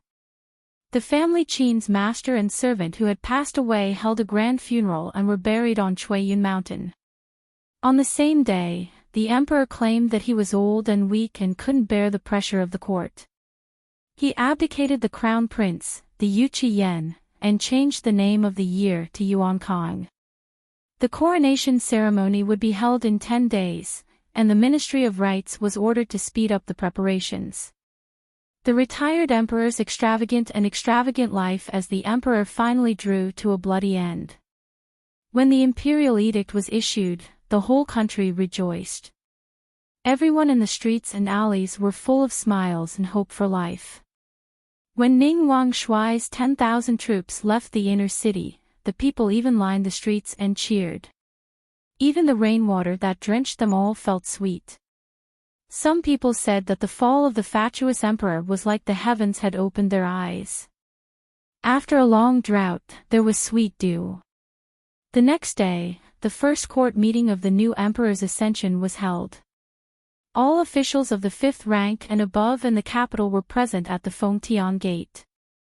Although Qin Huaiyuan no longer had an official position, he was personally brought over by the Yuqi Yan's most capable subordinate, Eunuch Lu, early in the morning. Furthermore, Eunuch Lu arranged for him to be the head of the civil officials. Therefore, before the emperor arrived, the officials saw Qin Huaiyuan's position and knew that the Chao family had fallen. Moreover, Qin Huaiyuan had always been on the crown prince's side. They didn't expect the emperor to abdicate so quickly. Since the crown prince had ascended the throne, he naturally had to restore the family Qin. His colleagues' attitude toward Qin Huaiyuan was even more fervent than before. His Majesty has arrived. The eunuch's sharp voice reverberated in the empty square. Then, a bright yellow figure slowly walked over and sat on the throne. It was a young and handsome face, which was refreshing at first glance.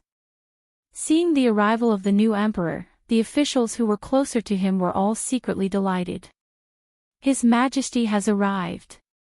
Everyone, kowtow and greet him. As soon as the eunuch's voice fell, the officials uniformly knelt 3 times and kowtowed 9 times. Then, they shouted "Long live" 3 times. Their voices came from the bottom of their hearts and shook the imperial city a few times. Yu Yen sat up straight, raised his hand, and said, "Everyone, you may rise." "Thank you, His Majesty." When the officials stood still, Yu Yen stood up and stood on the throne with his hands behind his back. He said in a clear voice, "Today is the first time we are hearing politics. We have a few things to announce. First, Chao Bingzhong's evil deeds have already caused the people's resentment to boil. Now that the Chao family has been destroyed by the refugees, we will not pursue the crimes of the Chao family's 9 generations since they have served the court for a few years. His Majesty is wise." The officials all bowed. Yu Yen looked at the officials bowing in the wide square and listened to their voices. He felt a certain emotion as a man for the first time. It was the first time in his life that he was filled with confidence. Today, he had become the most honorable person in the Dian dynasty. The bitter days of being suppressed by his biological father and being schemed against by his stepmother were all over. In the future, with power in his hands, he could wantonly live his life and get whatever he wanted. Thinking of this, Yu Yan's eyes flashed with a satisfied smile. Second, Marquis of Anping, Qin Huaiyuan, has been loyal and devoted for many years. He has worked hard without complaint and has contributed greatly to the stability of the country. We have investigated everything in the past. It was all because Chao Bingzhong was jealous of Qin Huaiyuan's talent and framed him. Qin Huaiyuan will be reinstated as the imperial tutor of the crown prince and the prime minister. As soon as he finished speaking, Yu Yen smiled and looked at Qin Huaiyuan, who was closest to him. He smiled and said, "Imperial tutor Qin." Qin Huaiyuan calmly walked out of his office and bowed confidently. "This official thanks Your Majesty for your grace. Your Majesty is wise. Long live Your Majesty, long live Your Majesty, long live Your Majesty." The officials kowtowed again. At this time, someone in the crowd reported, "Your Majesty has just ascended to the throne. The country must be established as soon as possible and the harem must be stable. If the country is established, the people will have no worries. If the harem is stable, the world will be stable." This official agrees. Now that the war situation is tense, this official requests Your Majesty to strengthen the harem so that the imperial family can continue to have children. The officials were worried that if something happened to the emperor and there was no one to inherit the country, it would lead to a great upheaval. Thus, they suggested that Yu Yen immediately strengthen the harem.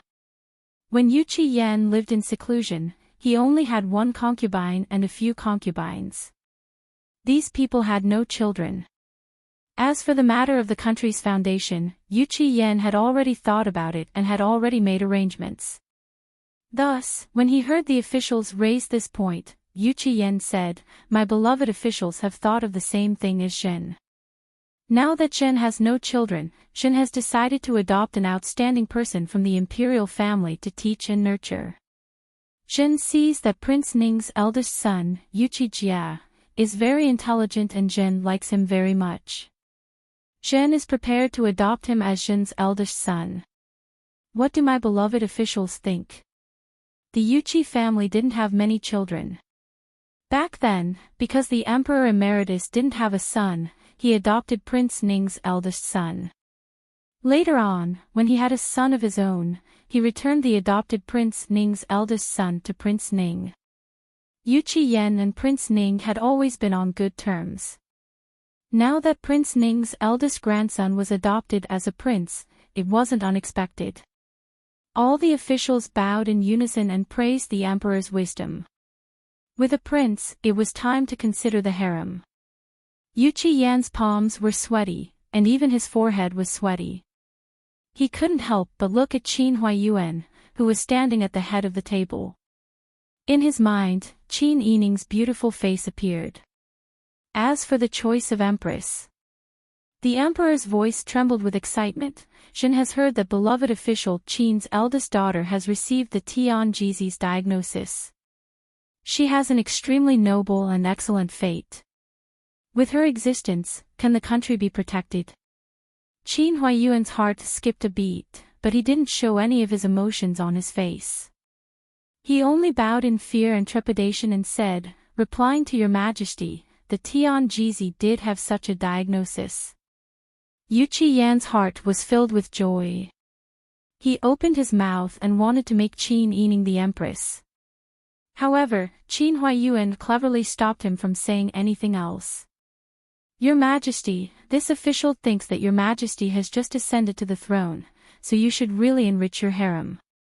Why don't we take advantage of the time before the coronation to hold a selection of outstanding and beautiful women of the right age in the capital? We'll use 10 days to compare them. This way, we won't bury the talents of the young ladies, and it will also enrich your Majesty's harem. What does your Majesty think?" Although Qin Huaiyuan's words were tactful, he was actually telling Yuchi Yan, "Don't think that you can reach out to any woman you want because you're the emperor. Wouldn't that make you a retired emperor? Your table manners can't be too ugly." However, in his joy, Yuchi Yan didn't understand the deeper meaning of these words. He only thought that perhaps Qin Huaiyuan cared for his daughter and wanted to hold a grand ceremony.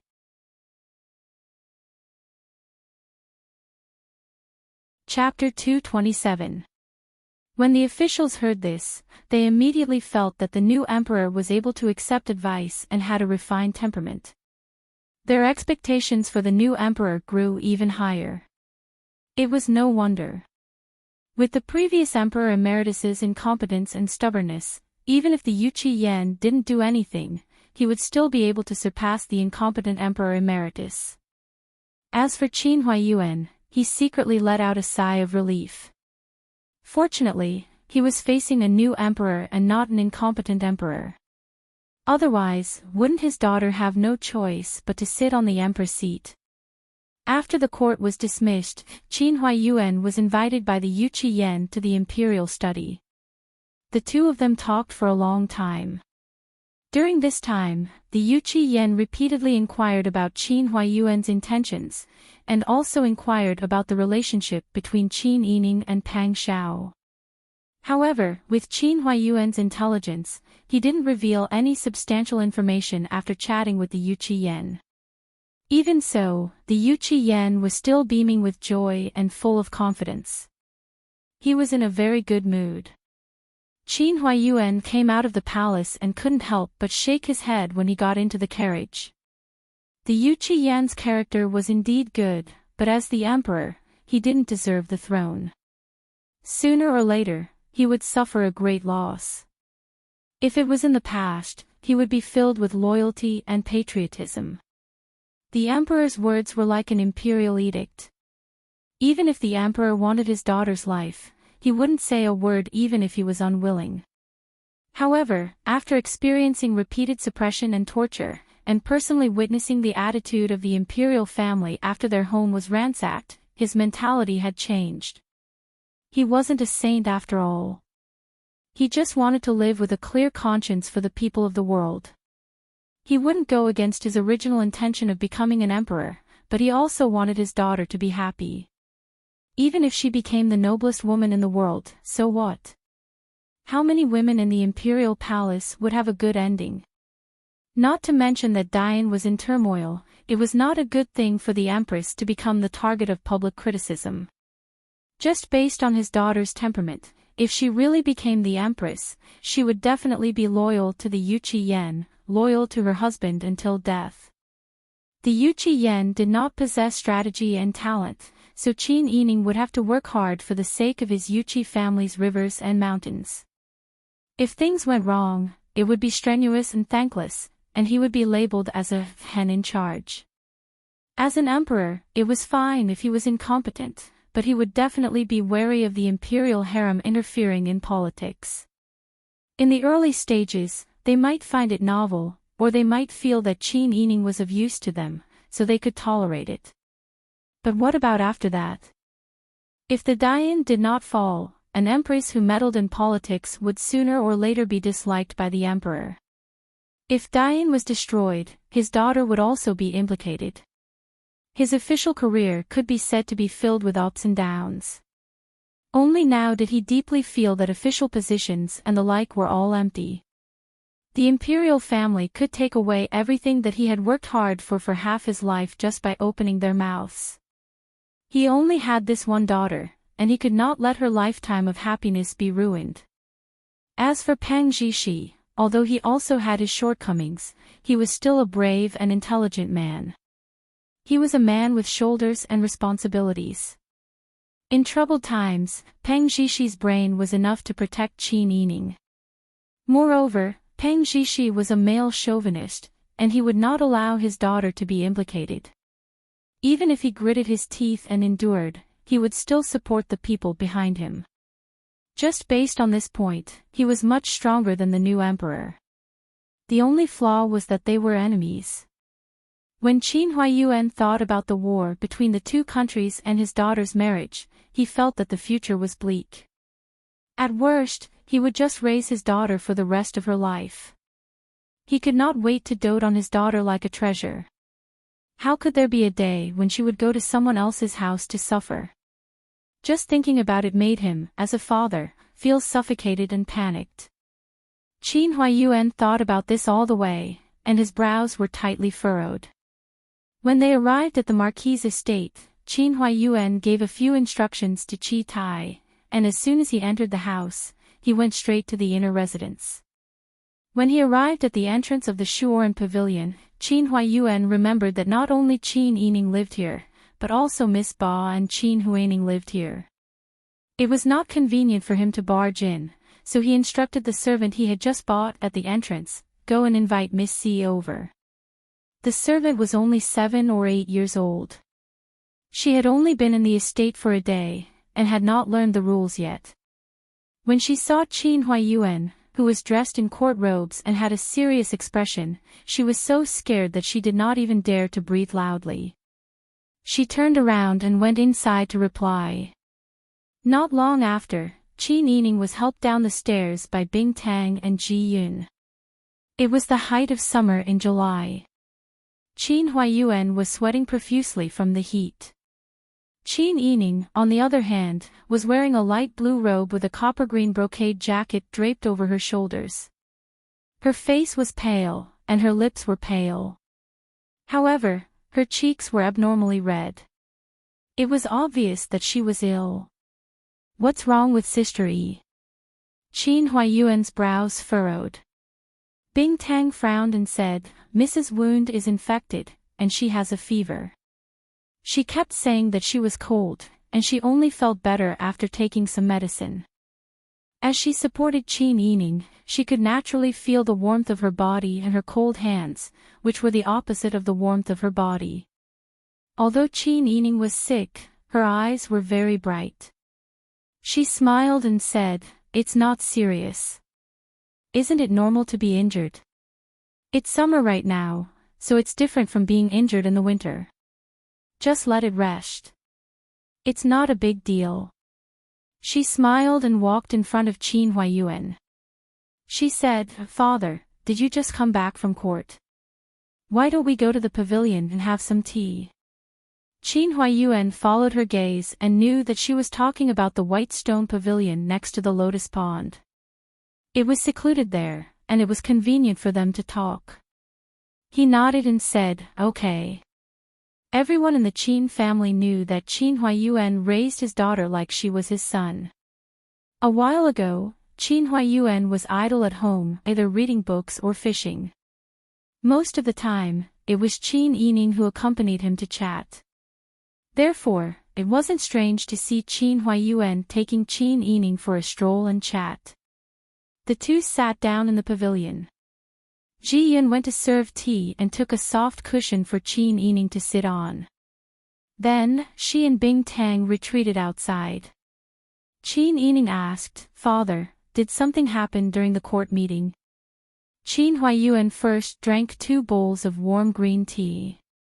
When he felt that his throat wasn't burning as much, he said, "I just ordered Chitai to prepare a carriage for you, as well as the dry food and medicine you'll need for the journey.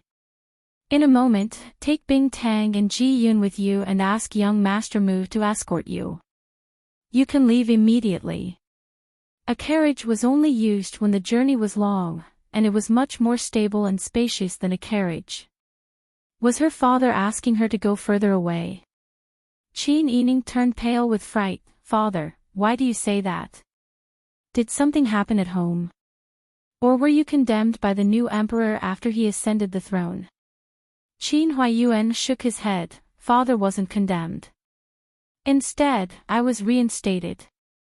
Then, Qin Yining's mind raced, and she vaguely had an absurd guess. Could it be that the new emperor wants me to enter the palace and serve him? Qin Huaiyuan sighed. Smart. Qin Yining immediately felt a burst of panic and anger. She had already made it clear to Yu Qiyan. Why was he still like this? However, she also knew that whether it was Pang Xiao or Yu Qiyan, they were all people in high positions who were used to giving orders. Men's status was higher than women's, and they were all high and powerful. No woman couldn't be obtained by them. Why would these men, who were at the top of the pyramid, care about a little woman's opinion?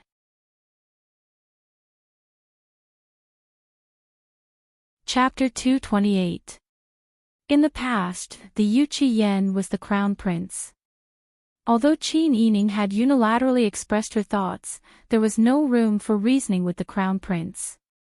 Now that the Yu Qiyan was the emperor, his words were even more precious. Whatever he said was the truth. She had feelings for Pang Xiao. Thinking back to his previous domineering ways that she couldn't refuse, she felt sweet. However, she had never had feelings for the Yu Qiyan. To her, the Yu Qiyan's domineering ways were only a burden and only caused her to feel disgusted. Qin Huaiyuan told Qin Yining about today's court assembly in detail. His Majesty actually wants me to be the empress. Qin Yining's shoulders slumped weakly. She felt that the wound on her shoulder hurt even more. It hurt so much that she frowned. You should leave in a bit. With your intelligence, it won't be difficult for you to find a way to leave the city. If you want to go to the south, go to Nanhai Yanzi. If you want to go to the north to find him, that's also up to you. Qin Yining suddenly raised her head. Father, she didn't expect that her father would be willing to take the risk of defying the emperor for her happiness. With such a benevolent imperial edict, which official wouldn't want to be the emperor's father-in-law? However, her father didn't intend to use her as a tool to change his future. Father, I can't do this. Qin Yining's voice trembled slightly, but a smile bloomed on her face. It's easy for me to leave, but if I leave, what will you do? What about our family? You don't have to worry about that. His Majesty has just ascended to the throne, and the situation is so tense right now. He still needs to rely on me for many things. He won't do anything to me, nor will he do anything to our family. You should leave quickly. I naturally have a way to deal with the aftermath. Qin Yining pursed her lips and shook her head. I can't leave. If you don't leave, you'll have to participate in the selection. With your appearance, background, and His Majesty's affection for you, you'll definitely be chosen. Aren't you and little Wang Yi?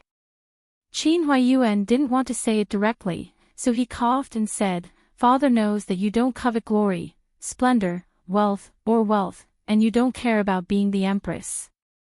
Our family Qin doesn't need you to be the empress. You just need to live your own life and live happily for the rest of your life. As for the rest, I have my ways. Qin Yining was moved to tears, but he was even more determined not to leave. Father has been an official all his life and has never been the subject of ridicule. It doesn't make sense for this to happen to your daughter. Disobeying the imperial edict and deceiving the monarch is a major crime. The Yuchi family's people all turn hostile and refuse to recognize people. The new emperor is relying on you now, but in the future, it's hard to guarantee that he won't bring up old scores. When that time comes, what will you and our family do? What's more, it's a small matter for your daughter to run away for a while. Could it be that you want to run away for the rest of your life just to avoid marrying the emperor? I didn't break the law, and I'm not a fugitive. Why should I escape when someone else did it? He wants me to be the empress. That's a good idea, but it depends on whether I'm willing to do it or not. Sister E. Qin Huayuan's letter trembled, and he suddenly thought of something. He said with a serious expression, "Don't think that you can agree to go to the selection of consorts now and then escape by committing suicide after you've been chosen. Your body, hair, and skin are all given to you by your parents. If you commit suicide, you're being unfilial." "Father, what are you thinking?" Qin Yining was both moved and amused. "If I commit suicide, then that's a serious crime. Wouldn't I offend the emperor even more? That's not in line with my original intentions." Qin Huayuan thought about it and found that it was true. He couldn't help but laugh and shake his head. "I'm the one who's thinking wrong. Father is extremely intelligent. You're just worried and confused. Father, don't express your opinion on this matter. You can neither support nor oppose it. As for the rest, leave it to me to handle." Qin Huayuan nodded. "Forget it, I'll leave it to you, little girl, to deal with it yourself. But don't worry, whether you want to be the empress or not, I have the ability to support you. You just have to do whatever you want. Yes, I won't poke a hole in the sky. Father, although you're very capable, I don't want you to tire yourself out too much, right?" The father and daughter looked at each other and laughed. Qin Yining thought about it and said, "Father, if you have a way, please spread the news to Xihua City that the emperor wants to make me the empress as much as possible." Qin Huayuan raised his eyebrows. "Do you trust Pang Zhishi that much? When it comes to matters of the heart, both parties must be willing. If he wants to, he'll naturally think of a way. I also believe that he has the ability. I'll act according to the circumstances." Qin Yining stood up. Her face was still pale, but her eyes were shining brightly. "If an ox doesn't drink water, do you want me to force it? If I don't want to, no one can force me." Qin Huayuan couldn't help but laugh at his daughter's intelligence and confidence. His originally tense mood also relaxed a lot. After he finished speaking, he urged Qin Yining to rest. Unexpectedly, at this moment, there was a sudden rush of footsteps outside. "Master Marquis, Master Marquis." Chi Tai walked over quickly and saluted. "Chief Steward Lu is here. He said that he's here to bring forth Miss into the palace." Qin Yining raised her eyebrows. "The people in the palace are doing their best. The emperor said that the empress and consort will be conferred during the coronation ceremony in 10 days, so they can only immediately bring the women of suitable age who are likely to participate in the selection into the palace and temporarily train them." "Silly girl, this is the best time for the emperor to win over the courtiers. As long as the women are chosen by the emperor to enter the palace, they won't be rejected, regardless of appearance or character. I'm afraid that the emperor will only look at their family background and confer them according to the emperor's needs." Qin Yining understood as soon as he thought about it. The country was in chaos, and the new emperor's foundation was unstable. Other than Qin Huayuan and Prince Ning, he naturally wanted to win over the other courtiers, and the best way to win them over was through marriage. Thinking about it this way, the emperor's harem was clearly a small court. Who the emperor favored and who he didn't favor was also a reflection of the court's political affairs. She used to think that marriage was nothing more than a matter of parents and matchmakers. It didn't matter who she married. But ever since she met Pang Xiao, this idea weakened day by day. Now, she already felt that if it was an emotionless marriage, then she would rather not have it. She knew that she was being emotional and not rational enough. But she could make do with other things, but she couldn't make do with this. At this time, Qin Yining was even more disgusted with the emperor's harem. So what if she was the empress? She had to live with an emotionless man, and there were so many women in the middle. She also had to meddle in the court's affairs, and she had no choice but to do so. If she had to live like this for the rest of her life, then she might as well die early and be reincarnated, so that she wouldn't be so tired. Qin Yining had already followed Qin Huaiyuan to the front courtyard. Eunuch Liu, who was next to Yu Qiyan, was waiting with a mama and several palace servants. Qin Yining was also very familiar with the mama. It was Mama Zhan, who had taught her the rules. When Qin Yining saw Mama Zhan, she smiled and nodded to greet her. Mama Zhan also smiled and greeted her back. Eunuch Liu was full of smiles as he walked over in an extremely courteous manner. He first bowed to Qin Huaiyuan, then turned to greet Qin Yining. Qin Yining curtsied and returned the "Greetings, Eunuch Liu. Oh. Young lady Qin, you're killing this servant. This servant absolutely wouldn't dare. This person would be the empress in 10 days. Even if Eunuch Liu had 10,000 guts, he wouldn't dare to be arrogant in front of the future empress.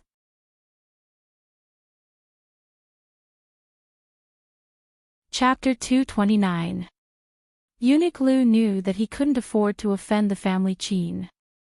Grand Preceptor Qin was the emperor's most valued official, and Miss Qin was the emperor's beloved woman. Therefore, he restrained his temper, bowed even lower, and said with a smile, replying to Darren, for the selection of concubines, we specially brought Miss Qin to the palace. So early. Qin Huaiyuan raised his eyebrows in confusion. His voice was as gentle as usual, but it gave people a strong sense of oppression. Eunuch Liu hurriedly said carefully, it's the emperor's idea. This time, in addition to your family's daughter, Miss Li from Duke En's mansion, and Miss Gu from Gu's mansion will also enter the palace. Is it the emperor's preceptor, old Gu? Yes. Qin Huaiyuan understood as soon as he heard this. Duke En's Li Mian was a military general. He and Duke Ding's mansion were known as the two heroes. Now, other than Prince Ning who led the army outside, Duke En's mansion was the representative of the military. The emperor's preceptor, Gu Shixiang, was trusted by the retired emperor. Gu's mansion was a century-old family, and many of its children served in the court. Now that Chao's family was eliminated, the relationships in the court were reshuffled. The Gu's children became officials and formed a huge root system. Although Qin Huaiyuan was in the limelight, his family Qin's foundation was shallow, and there were few children in his family. He could be considered the leader of the civil officials, but he couldn't be considered the representative of the civil officials. The emperor chose one civil and one military family to balance them. As for Qin Yining, it was a must in the emperor's mind, so he didn't consider her as a part of the balance. But the emperor miscalculated. Duke En's Li Mian was a military general, and Gu Shixiang and he were both civil officials. Now that it was wartime, the emperor should promote a large number of military generals to boost morale, and not focus on the civil and military. Qin Huaiyuan helplessly shook his head. If it was something else, and the emperor couldn't see it clearly, he could advise. But this matter involved the family Qin. If he said too much, it would make the emperor suspicious. As Eunuch Liu knows, my family just suffered a great calamity the day before yesterday. Please take a look at the residence behind. Qin Huaiyuan pointed behind him with a smile and sighed. To tell you the truth, my daughter was also injured by an assassin. She's running a fever now. I'm really worried about letting her leave home. From Eunuch Lu's angle, he could see the charred ruins behind the family Qin. Moreover, it was not a secret that so many people had died in the family Qin. Moreover, Qin Yining, who was standing at the side, had a sickly look on his face and was only able to stand with the help of a maidservant. It was a bit too much to take her into the palace immediately. However, when he came out, the emperor had specially instructed him to pick up the girls from the other two families as he pleased. However, the girls from the family Qin were specially instructed to be brought into the palace immediately. Eunuch Lu said with a conflicted expression, Grand Preceptor is right. It's just that this servant doesn't dare to disobey His Majesty's decree. However, you can rest assured. His Majesty said in private that this selection of consorts is just a formality. The other two are just for this old official's sake, so he'll just give them the position of concubine. Only the young miss of your family is truly the one in His Majesty's heart. When Eunuch Lu said this, he deliberately smiled flatteringly and raised his head to look at the expressions of Qin Huaiyuan and Qin Yining. Seeing that the two of them were unexpectedly neither happy nor sad and still had that cultured and refined appearance, Eunuch Lu choked back his next compliment. In his heart, he thought that these two people's indifferent appearance was exactly the same. In the end, they were the young foxes raised by the old fox. They were just as shrewd. Eunuch Lu became even more alert and continued, His Majesty definitely won't wrong young Miss Qin. In addition, this servant knows that Mama Jean is familiar with young Miss Qin. The palace will also order people to take good care of her. Qin Huaiyuan looked at Qin Yining's flushed cheeks and pale lips that were devoid of color due to fever. He frowned with heartache. Just as he was about to open his mouth to argue for more, Qin Yining had already stepped forward and pulled on Qin Huaiyuan's sleeve. If he continued to argue and it reached the emperor's ears, it wouldn't be because he cared for his daughter, but because he was spoiled and arrogant. Father, don't worry. Eunuch Lu will definitely make the appropriate arrangements. In addition, there are imperial physicians in the palace who can also treat the illness. She then turned to Eunuch Lu and said with a polite smile, Eunuch Lu, please forgive me. Father only has this one daughter. You also know that I haven't been home for a long time. In addition, I'm injured now. Father truly loves his daughter, so he's like this. This servant understands. Darren loves his family. This servant deeply admires you. Eunuch Lu nodded repeatedly. In the end, she was the empress candidate that the emperor had his eyes on. Not only was she good-looking, she was also quick-witted and steady in her work. Qin Huaiyuan saw that the situation was a foregone conclusion and there was no other way. He could only say, then forget it. Why don't Eunuch Lu sit for a moment and allow my daughter to say goodbye to her family? Then, she can pack the things she needs and take them with her. Eunuch Lu revealed a difficult expression when he heard this. In reality, the other party's request wasn't excessive. His daughter was being sent out like this, so naturally, she had to say goodbye to the female elders in the family. It was only right for her to bring some commonly used items. However, when he was leaving, the emperor kept exhorting him, don't worry about other people's families. Make things simple for Miss Qin. Bring her in first. Everything else can be discussed later. It was as if the emperor was afraid that there would be another unforeseen event. Eunuch Lu could only brace himself and say, His Majesty said that it would be fine as long as Miss Qin enters the palace. The palace has already prepared everything. Her family can also enter the palace to visit her at any time. Qin Huaiyuan's heart burned with anger when he heard this. The emperor was too impatient. Could it be that after becoming the emperor, he even forgot the etiquette that a scholar should have? This kind of table manners was too unsightly.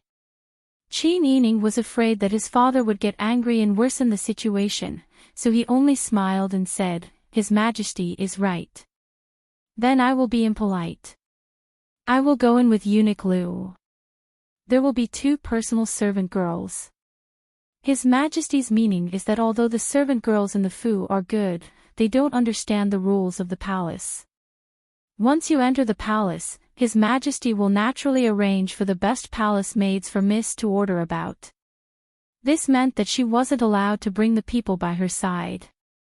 As a result, even Ji Yun and Bing Tang on the side became angry. What was this?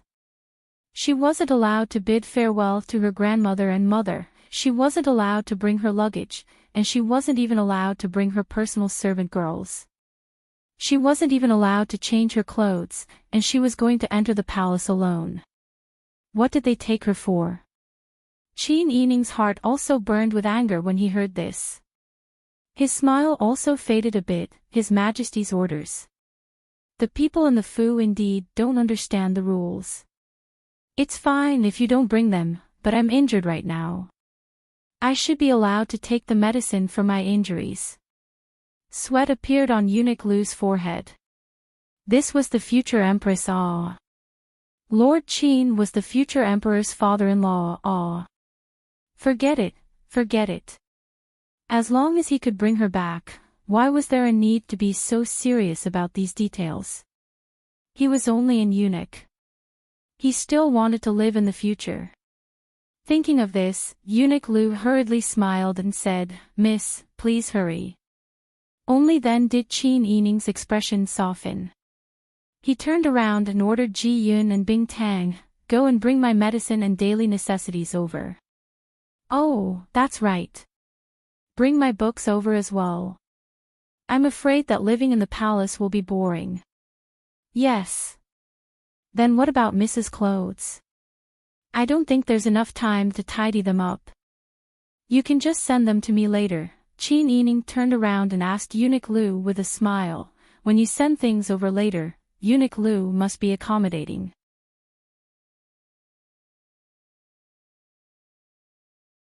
Chapter 230. Eunuch Lu knew that if he disobeyed in the slightest today, he would really offend the future Empress to death. Therefore, if His Majesty didn't have a clear request, Eunuch Lu definitely didn't want to make things difficult for those ambiguous matters. While waiting for Ji Yun and Bing Tang, Eunuch Lu was very patient and didn't dare to show the slightest bit of impatience. Not long after, Ji Yun and Bing Tang returned, but they were accompanied by the matriarch, the Sun clan, and second madam.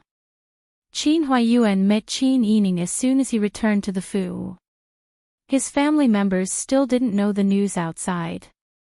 When Ji Yun and Bing Tang went to get something just now, they took the opportunity to tell the matriarch. The new emperor had ascended the throne, and their family's young lady was going to enter the palace. Such great news immediately made the matriarch so happy that tears fell from her eyes. The family Qin's days had been too hard recently, and there hadn't been any good news for a long time. Now that Qin Huayuan's officials had been restored and Qin Yining had received His Majesty's favor and entered the palace, they could finally breathe a sigh of relief. "Sister Yi, are you going to participate in the consort selection now?" The Sun clan frowned. "This time is too rushed." She felt that once Qin Yining entered the palace, he would most likely be selected immediately. It would be difficult for him to return home in the future. "We will obey His Majesty's decree." Qin Yining smiled and glanced at Eunuch Lu, then bowed to the matriarch, second madam, and the Sun clan. "Matriarch, mother, second aunt, this matter happened too suddenly, so I didn't have time to talk about it in detail." His Majesty instructed Eunuch Lu to return quickly. "It's not good for me to delay the time, so as to avoid making things difficult for Eunuch Lu." Qin Yining's understanding made Eunuch Lu's cheeks burn. The Sun clan then came forward to give a big red envelope. "We have troubled Eunuch to make a trip here on such a hot day. These are to treat Eunuch to tea. Please don't dislike them." "What are you saying, madam? This servant is not worthy." Eunuch Lu was quite pleased, but he didn't dare to be arrogant. He hurriedly bowed to the women of the family Qin. This was the family of the future empress, so they couldn't be neglected. Qin Yining hugged the fluffy air by with her uninjured hand. She waited for Bing Tang to load her belongings into the carriage before she smiled and said, "Eunuch Lu, let's set off then." Eunuch Lu hurriedly said as if relieved of a heavy burden, "Yes." Qin Yining smiled and bowed to the female members of the family. Then, under the concerned gazes of his family members, he boarded the carriage. Eunuch Lu led Mama Jean, the palace maids, and the eunuchs to follow behind. The carriage drove out of the E gate and directly went out through the open gate. Dowager Duchess dizzily grabbed Qin Huayuan's hand. "Brother Meng, I'm not dreaming, right? Is our family's sister E going to be an empress?" Before Qin Huayuan could speak, Second Madam had already said, "This is really a good thing." Although it was a good thing, everyone's joy wasn't as enthusiastic as before. Having an empress in the palace was very beneficial to the family. What the female members of the family most often thought of was helping their sisters' marriages. But now, the only living girl in the family was 8th Miss, the daughter of a concubine from the 3rd branch. Qin Yining couldn't even be considered a daughter of the family Qin. Therefore, although they were pleasantly surprised, they couldn't help but feel sad after their emotions settled down. Second Madam was even more regretful. Although 6th Miss and 7th Miss were born of a concubine, they still had to call her mother. 2 beautiful girls were gone just like that. Their lives were really too bitter. Otherwise, now that there was an empress in the family, wouldn't their future be limitless? Everyone had their own thoughts. Only Qin Huayuan and the Sun clan were sincerely worried about Qin Yining's safety. "Master, the palace is very complicated. Not to mention Sister Yi, even I feel dizzy when I go there. I'm afraid that if I make a mistake, I'll get into trouble. Sister Yi is still young. She's still injured. I can see that she doesn't look well. How can I be at ease when I go there like this?" How could Qin Huayuan be at ease? It was just that there were some things that the people involved knew, but if they said it out loud, it would make the whole family worried. Therefore, Qin Huayuan only comforted the Sun clan with a few words before sending the Dowager Duchess and the other female members of the family back to Xixiao Garden. Now that the Qin mansion had not been renovated, Qin Yining, 8th Miss, and Qin Huaining, the 3 unmarried girls, were living in Shuoran Garden. After comforting the Dowager Duchess, Qin Huayuan ordered someone to invite Mu Jinghu over. In fact, Mu Jinghu had been hesitating whether he should follow Qin Yining into the palace as her bodyguard.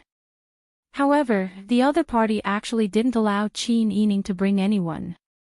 Even the maidservants weren't allowed, let alone a man like him. Just as he was hesitating whether to sneak into the palace at night, Qin Huayuan ordered someone to invite him. "Uncle." When Mu Jinghu saw Qin Huayuan, his attitude was still the same as before.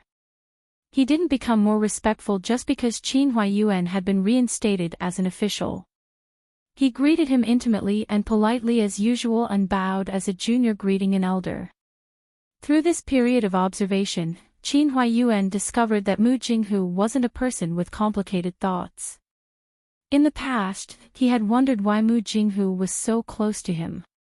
Now, he understood that Mu Jinghu was simply too honest and somewhat ignorant of the ways of the world.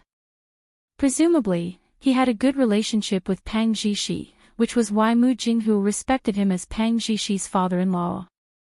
Therefore, when Qin Huayuan spoke to Mu Jinghu, he didn't use his usual method of leaving things unsaid and directly said, "Young Master Mu, to be honest, His Majesty has taken a liking to Sister Yi and wants to marry Sister Yi to be the Empress. As officials, we can't go against the imperial edict. Just now, people from the palace came and I could only grit my teeth and watch them take Sister Yi away. You also know that Sister Yi hasn't recovered from her injuries and has lost so much blood. She's at her weakest. If Miss Qin becomes the Empress, won't that fox's wife be gone?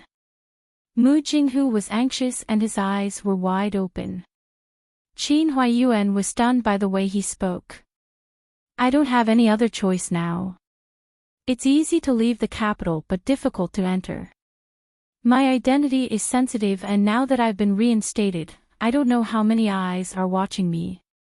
I don't dare to send people to Xihua City without permission. Therefore, I want to ask young Master Mu if there's any way to contact little Wang Yi and inform him of this matter. Mu Jinghu said, it's easy for me to send a message without anyone knowing. Is it just that uncle doesn't want Miss Qin to be the empress? Being the empress is much more important than being the princess consort. Qin Huaiyuan was stunned again and said with a smile, it's not like that. Just like the demon empress who was just executed, her official position is great, but her life may not be stable. Mu Jinghu thought for a while and sighed, I know. Forget it, uncle, don't worry. I'll find a way to inform him. Then, thank you very much. You're welcome. Mu Jinghu said with a smile, but I'll have to trouble uncle to prepare the rations. Yes, you don't have to worry about that.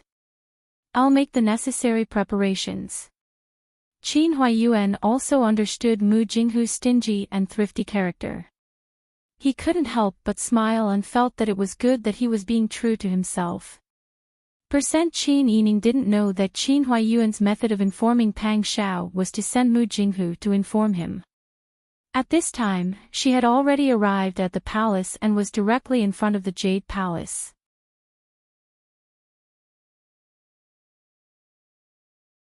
Chapter 231. The person in front had a graceful figure and a beautiful face.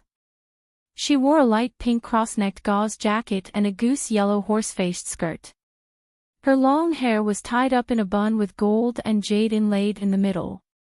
Pure gold tassels hung down from both sides. As she walked slowly, the golden bead tassels shone dazzlingly under the sunlight, making her look even more dignified and graceful.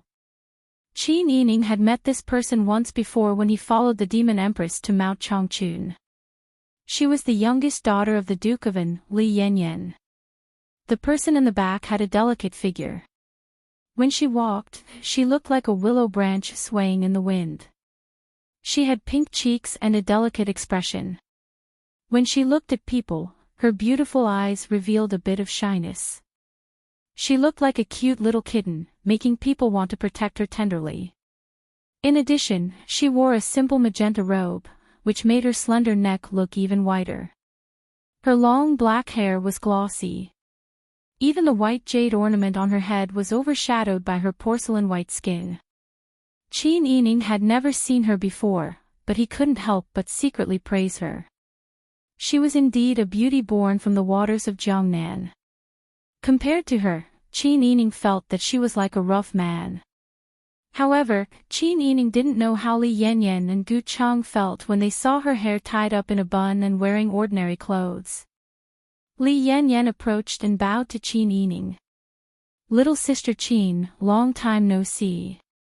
Big sister Li, Qin Yining returned her greeting. Li Yanyan sighed and said, Little sister Qin, I already know what happened to your family. Little sister, please restrain your grief. Thank you, big sister. Qin Yining only smiled and greeted her politely. Li Yanyan introduced her, this is the eldest daughter of the Gu clan. Her name is Chang. Her grandfather is the imperial preceptor, Old Master Gu. So it's Miss Gu. I've been rude. Qin Yining bowed again politely. Gu Chang was flattered and said, Big sister, Chang doesn't deserve this. Her eyes fell on the palm-sized white rabbit in Qin Yining's arms. Big sister is naturally beautiful. Even if you don't dress up, you're still devastatingly beautiful. Seeing big sister holding a little jade rabbit, little sister really feels that I'm unworthy of the name Chang. Qin Yining was a little annoyed. Miss Gu, you flatter me. The name carries the expectations and blessings of the elders. Miss Gu is as beautiful as a fairy. How can you be ashamed of the name Chang? Li Yanyan smiled. She and Gu Chang had met a few times before. Although they knew each other, they were not familiar with each other. This was because she felt that Gu Chang looked delicate and pitiful on the outside, but was extremely pretentious on the inside. She did not like to make friends with people with this kind of personality. Now that Qin Yining had rebutted Gu Chang's sarcastic words, Li Yanyan couldn't help but feel secretly pleased. While the three of them were talking, 3 nannies and a group of palace servants walked out of the Jade Palace in a single file. The nanny in the lead was in her early 40s. She was fair and plump, like a big white steamed bun with a smiley face painted on it. The 2 nannies behind her were dressed lower than her. Nanny Zhan took advantage of the time to support Qin Yining to whisper in her ear, "The one in the lead is His Majesty's wet nurse, Nanny Zhao. The other 2 are nannies in charge of teaching etiquette in the palace." Qin Yining heard this and nodded imperceptibly. When they came close, Qin Yining forced herself to smile and bow. "This little girl greets the nannies." Li Yanyan and Gu Chang also bowed. Who knew that before Qin Yining could bow, the fair and plump Nanny Zhao supported her. "We don't dare to accept Mrs. Bao." Nanny Zhao bowed deeply to Qin Yining. "This servant is Zhao Shi. I'm here to serve Miss on His Majesty's orders." Clearly, Nanny Zhao's politeness shocked the people around her. Everyone present was shrewd. How could they not know what this meant? The emperor had sent his wet nurse to personally serve a beauty who was entering the palace to participate in the selection. Even if their country's current situation was unusual and the selection process had been severely reduced, the selection was still the selection. The emperor's intentions were clear as day. Li Yanyan's gaze was a bit complicated. Gu Chang lowered her eyes and bit her lower lip. The other 2 nannies also bowed to Li Yanyan and Gu Chang. Then, they each took their temporary masters to Jade Palace to settle down. Nanny Zhan was only responsible for accompanying the guests. Now, she could only bow and withdraw. It was unknown what the emperor was thinking. He specifically ordered that Qin Yining be arranged in the main hall of Jade Palace. The other 2 were arranged in the east and west side halls. When they arrived in the main hall, Nanny Zhao led 2 palace maids and 2 eunuchs to give Qin Yining a solemn bow. These servants pay respects to Mississippi. Qin Yining hugged the little rabbit and sat at the head of the table. After receiving their greetings, he personally went to help Nanny Zhao up. "Nanny, please don't be so courteous. Miss, please don't be like this." When this servant came, the emperor already told this servant. He told this servant to properly serve Mississippi. This servant didn't see the emperor arrange for anyone else. This servant also didn't see the emperor care so much about any woman. Even consort Shu didn't. This servant knows that the emperor only has you in his heart. Those 2 are just here to go through the motions and be conferred the title of consort. You are the future empress. At this point, Nanny Zhao smiled and bowed. "This servant will congratulate Miss here." The 4 palace maids also bowed. "Congratulations, Miss. Congratulations, Mississippi. I have no talent or virtue. How can I bear this responsibility?" "Nanny, please don't say such things." Qin Yining ordered them to rise. Nanny Zhao pointed at the 2 palace maids and said, "This is Xingyu and Fu Shui. They used to serve tea in Yangxan Palace. The emperor specially sent them to serve Mississippi." The 2 young palace maids hurriedly kowtowed to Qin Yining. Nanny Zhao then pointed at the 2 little eunuchs who weren't more than 12 or 13 years old and said, "This is Xiao Yangzi and Xiao Ningzi. These 2 are Lu Gonggong's disciples. They were also specially sent by the emperor to serve Mississippi." This servant pays respects to Mississippi. Xingyu, Fu Shui, Xiao Yangzi and Xiao Ningzi once again bowed to Qin Yining. "All right, you can all rise." Each time Qin Yining listened to Nanny Zhao's explanation, his head would hurt a bit more. He didn't know if it was because of his irritation and conflict, or if his fever had worsened. At this time, he felt very impatient. However, he didn't want to make things difficult for these people who could only be manipulated. He only said, "I'm a bit tired. I want to rest for a while." "Yes, the bedroom has been tidied up. Lu Gonggong went to find a grand physician just now. He can treat Miss in a while." Xing Yu and Fu Shui supported Qin Yining on either side into the room. Nanny Jiao directed Xiao Yangzi and Xiao Ningzi to do things. Xing Yu originally wanted to help Qin Yining undress, but Qin Yining thought that this was not his home. There would be social events. It would be rude to dress too comfortably. He could only refuse. She lay on the couch next to the window with her clothes on. She put the well-behaved Airbai on her stomach and used her uninjured hand to gently stroke Airbai's head. Fu Shui brought a thin blanket to cover her. It was unknown if it was because she was weak or really tired. Qin Yining's movements slowly slowed and she fell asleep. She didn't know how long she had slept. She suddenly felt a beast staring at her. Qin Yining's instinct from years of training in the mountains couldn't be ignored.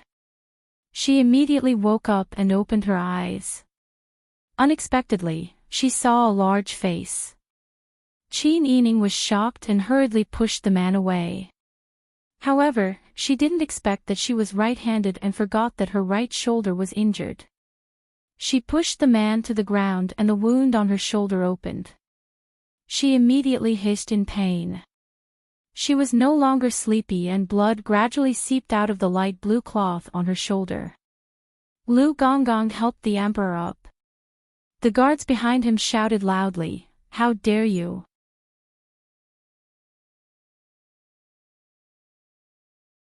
Chapter 232.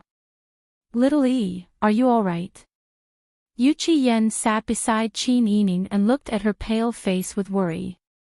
"It's our fault for scaring you." Hearing him call her that, Qin Yining felt goosebumps all over her body. She knelt down and avoided Yu Qiyan. "This subject greets your majesty." The beauty's face was deathly pale and her shoulders were stained with blood. Her originally plump oval-shaped face was now almost as thin as an oval. She was originally thin, but now she had a delicate and sickly beauty. Yu Qiyan's heart melted when he saw her. How could he bear to let her kneel? "Quickly get up. There's no need to be so courteous in front of us. You're still injured." The emperor sat on the couch and bent over to support Qin Yining's arm. Qin Yining cleverly knelt and retreated.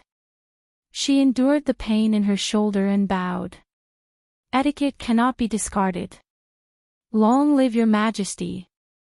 The couch was not high. Yu Qiyan bent over and reached out to help her up. His eyes were full of tenderness as he said, "I already said that there's no need to be so courteous. Quickly lie down." He helped her to the bed. Qin Yining frowned and avoided his hand.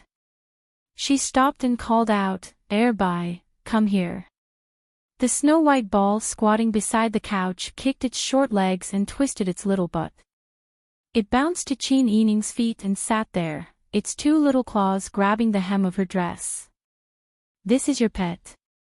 Yu Qiyan bent over and picked up the palm-sized rabbit. This little thing was snowy white all over. There was only a dark circle around its left eye.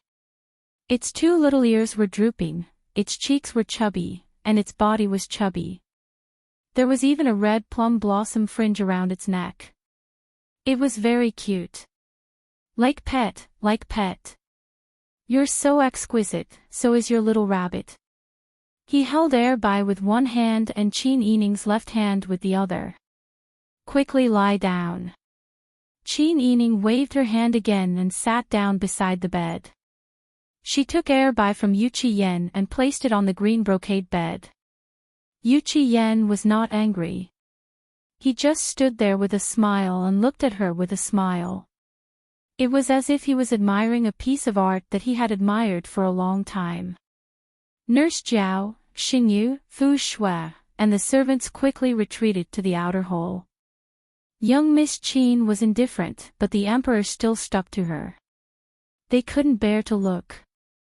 Wasn't this how retired emperor used to treat the one who was burned with cumin oil wax? Would the emperor inherit his father? Would there be a new powerful empress in the Dian? Yu Qiyan didn't care what other people thought. He had liked Qin Yining for a long time. At that time, Qin Yining was ordered to participate in the peace talks. He hurriedly chased after him to confess his feelings, but Qin Yining slapped his hand away and scolded him for not knowing the rules and being disrespectful in front of everyone. He was very sad at that time and even had a big fight with Ning Wang. He only understood later why Qin Yining had rejected him at that time. She couldn't do anything with her status at that time. If she dared to show that she was close to him, Imperial Father would think too much. He thought at that time that if he stood at the peak of power one day, he wouldn't have to worry about anything. Now, he finally did it. There were tens of thousands of women in the world who were willing to give themselves to him, but the one he wanted the most was the person in front of him. Yu Qiyan was in high spirits and was even more gentle and careful towards Qin Yining. Quickly lie down and rest. The imperial physician will be here soon. We have already instructed Nurse Jiao to take good care of your body and make up for the deficit. Qin Yining was already dizzy at this time, but she forced herself to stay awake. When she heard Yu Qiyan's words, her ears were ringing. If you want me to rest, then go out. Qin Yining really wanted to chase him out, but the other party was the emperor, so she couldn't do it too badly. Your Majesty, please go do your business. Don't waste your time here. There's no end to official business. Right now, Yurzhan's official business. Yu Qiyan actually sat down next to Qin Yining and used his index finger to gently stroke her feverish pink cheeks.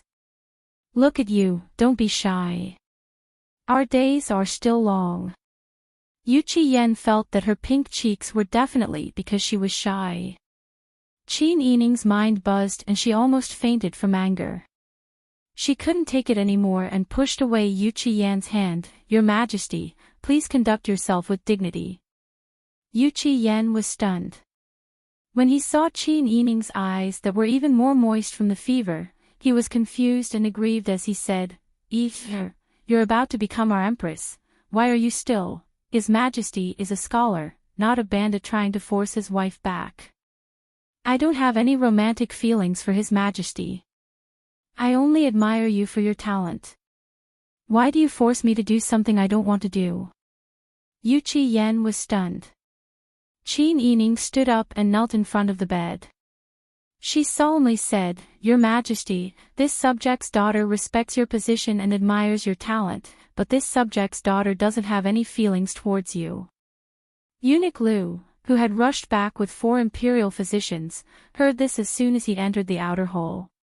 He was so scared that his soul almost left his body and he quickly stopped in his tracks. The 4 imperial physicians looked at each other and their faces all turned pale from fright. They silently retreated. What a joke, the emperor was rejected by a little girl.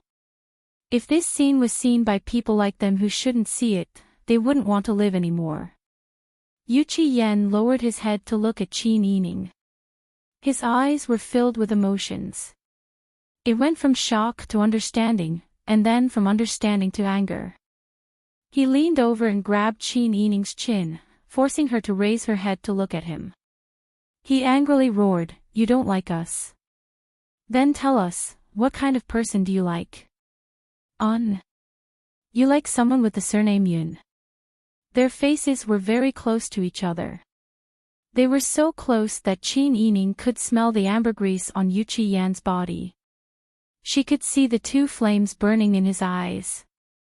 She knew that she couldn't talk about feelings with the emperor. But at this time, if she didn't talk about feelings with him, she didn't have the right to say rejection.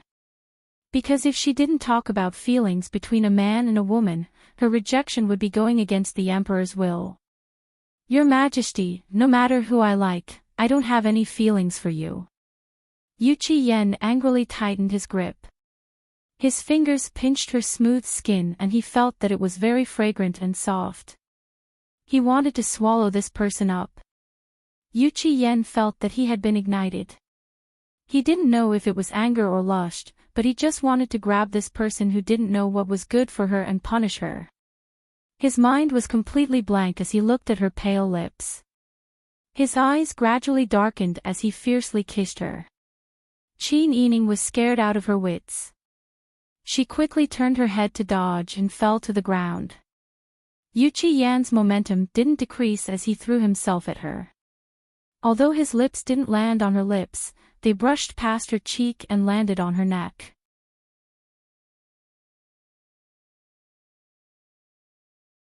Chapter 233. The blood in Yu Qian's body was about to be ignited. He was not an inexperienced brat, and he was not someone who was unable to extricate himself from women's charms. But today, he was unprecedentedly excited. He just wanted to take this person for himself and make her submit to him. He wanted her to only see him in her eyes and only think of him in her heart from now on. Yu Qian tightly hugged her, sticking close to her soft body. He placed wet and hot kisses on her lips, cheeks, and neck. His throat was filled with rough breathing as he muttered in a low voice, "You are this one's, you can only be this one's. The one surnamed Yun is just a crude and boorish man, what is so good about him? If you think of him, that is treason. Do you know what kind of crime treason is? If you change your mind now, this one will definitely let bygones be bygones. This one will also." Before he finished speaking, Yu Qian suddenly felt a cold sensation on his neck. He used his arms to support himself and looked at the person lying on the ground in shock. Her soft, black hair was scattered all over the ground.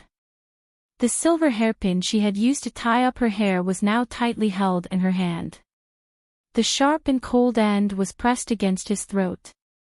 Yu Qian's lust was instantly extinguished and what followed was an uncontrollable rage. He gritted his teeth and said in a low voice, "What are you doing? Do you want to kill the emperor?" Qin Yining's left arm was pressed down by Yu Qian, so she could only use her injured right arm to hold the silver hairpin. This movement made the wound on her shoulder open even more and blood quickly soaked through her clothes. However, even with such pain, she did not let go of the hand holding the silver hairpin. She panted and said word by word, "If you force me again, I will kill you and then kill myself." "You don't dare," Yu Qian coldly stated. "This little girl's life is cheap and has already been degraded to this degree. Could it be that I still want to live? Aren't you afraid of implicating your mother's clan?" Qin Yining looked at Yu Qian with eyes that went from anger to despair, and then from despair to ridicule. "It seems that I have overestimated the emperor." Her vision began to darken again. It was as if an opera troupe had been forcibly stuffed into her brain, buzzing and clanging incessantly. Finally, the hand holding the murder weapon could no longer exert any strength and drooped down. Yu Qian watched as her bright eyes, which were originally filled with anger and hatred, gradually lost focus. Her long eyelashes trembled, and her eyes slowly closed. He was immediately scared out of his wits. Ignoring the mess in the hall, Yu Qian trembled as he checked her breathing. After confirming that she was still breathing, he immediately held her in his arms and shouted anxiously, "Little E, wake up. Someone come. Imperial physician, imperial physician." When the guards outside heard the Yu Qian's panicked voice, they hurriedly rushed in. They saw the emperor sitting on the ground while holding the long-haired Qin Yining in his arms. His face was deathly pale as he repeatedly called out her name. Everyone was scared to death. "Your Majesty, please put down the patient and let me treat him." The 4 imperial physicians came forward and bowed. Yu Qiyan immediately carried Qin Yining to the bed. Jiao Mama, Xingyu, and Fu Shuai went to the bed to help. Seeing so many people surrounding the bed, Yu Qiyan anxiously paced back and forth. Not long after, the imperial physicians arrived in front of the emperor. What happened? Speak quickly. The emperor didn't wait for him to finish bowing and urged, what happened to her? Why did she faint? Your Majesty, Miss Qin's wound was very deep and had injured her blood vessels. She had already lost a lot of blood and was unable to recuperate. In addition to the hot summer weather, the wound became inflamed and healed slowly. Miss Qin also had a high fever. She wasn't careful and the wound that healed easily split open again. This official thinks that the rotten flesh on the wound needs to be scraped off and stitched up again. Miss Qin's body was weak to begin with. Her injury relapsed, and with the high fever and blood loss, she fainted. The old imperial physician didn't tell the entire truth. Other than the above reasons, the biggest reason was that she was too angry. But even if the imperial physician had a few brains, he wouldn't dare to say this in front of the emperor.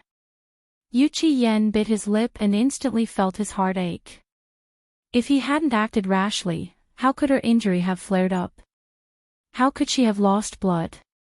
When he saw her rosy cheeks earlier, he thought that it was because she was shy. Now that he thought about it, her lips were pale and bloodless. Only her cheeks were abnormally red. If it wasn't a fever, what was it? He hated that he hadn't noticed. He had almost forced himself on her. Yu Qiyan hated that he couldn't fiercely hit himself twice. You must cure her. Otherwise, don't even want your head. If you need any medicine, go back to Little Lu to get it. Ginseng, cinnamon, as long as it's useful, don't be stingy. Yes. The imperial physician bowed in fear. Eunuch Lu on the side carefully said, Your Majesty, you still have government affairs to take care of. Let the imperial physician treat her. Yu Qiyan scratched his head and finally flicked his sleeve in annoyance, returned to Yangxin Palace. Yes. Your Majesty is setting off. Eunuch Lu supported Yu Qiyan and left Jade Palace. Li Yanyan and Gu Chang, who lived in the east and west side halls, only had time to go to the courtyard and bow to the emperor. Yu Qiyan was worried about Qin Yining's injury and didn't even look at the two. He just waved his hand casually and left with large strides. Li Yanyan's expression was normal. She got up to return to the east side hall. Gu Chang coldly snorted and said in a low voice, I don't know what that surnamed Qin did to make our emperor so enchanted. Doesn't she have a close personal relationship with Dezhou's Prince Zhongshuan? How can she have the nerve to be so pretentious? She's really despicable. Li Yanyan indifferently looked at Gu Chang and said with a smile, Miss Gu knows a lot. But poetry is passed down from generation to generation. You should be careful with your words. Don't ruin your Gu family's reputation. Gu Chang said with a fake smile, Is that so? She originally thought that she could pull together an alliance to deal with the Qin clan. It wouldn't be too late for her to give up after the Qin clan fell. Who knew that Li Yanyan wouldn't buy it at all? Gu Chang was so angry that she sneered and returned to the west side hall. Dark clouds covered the moon and a heavy downpour fell on the quiet military camp, washing away the shiny black armor of the Tiger Army on duty. When Pang Xiao heard that Mu Jinghu had come to visit the military camp, he immediately went to welcome him and brought him into the commander's tent. He only left Huzi by his side and ordered the other Jinghu Wei to guard the surroundings carefully and not let anyone come close to listen in. Blockhead, why are you back? Did something happen in the capital? Mu Jinghu said bluntly, Your wife has been snatched away. What? Your wife is going to be the empress. Mu Jinghu seriously repeated. Pang Zhao's expression was calm. Rainwater slid down his shiny black armor and dripped onto the ground, creating several small puddles. Tell me in detail. What happened?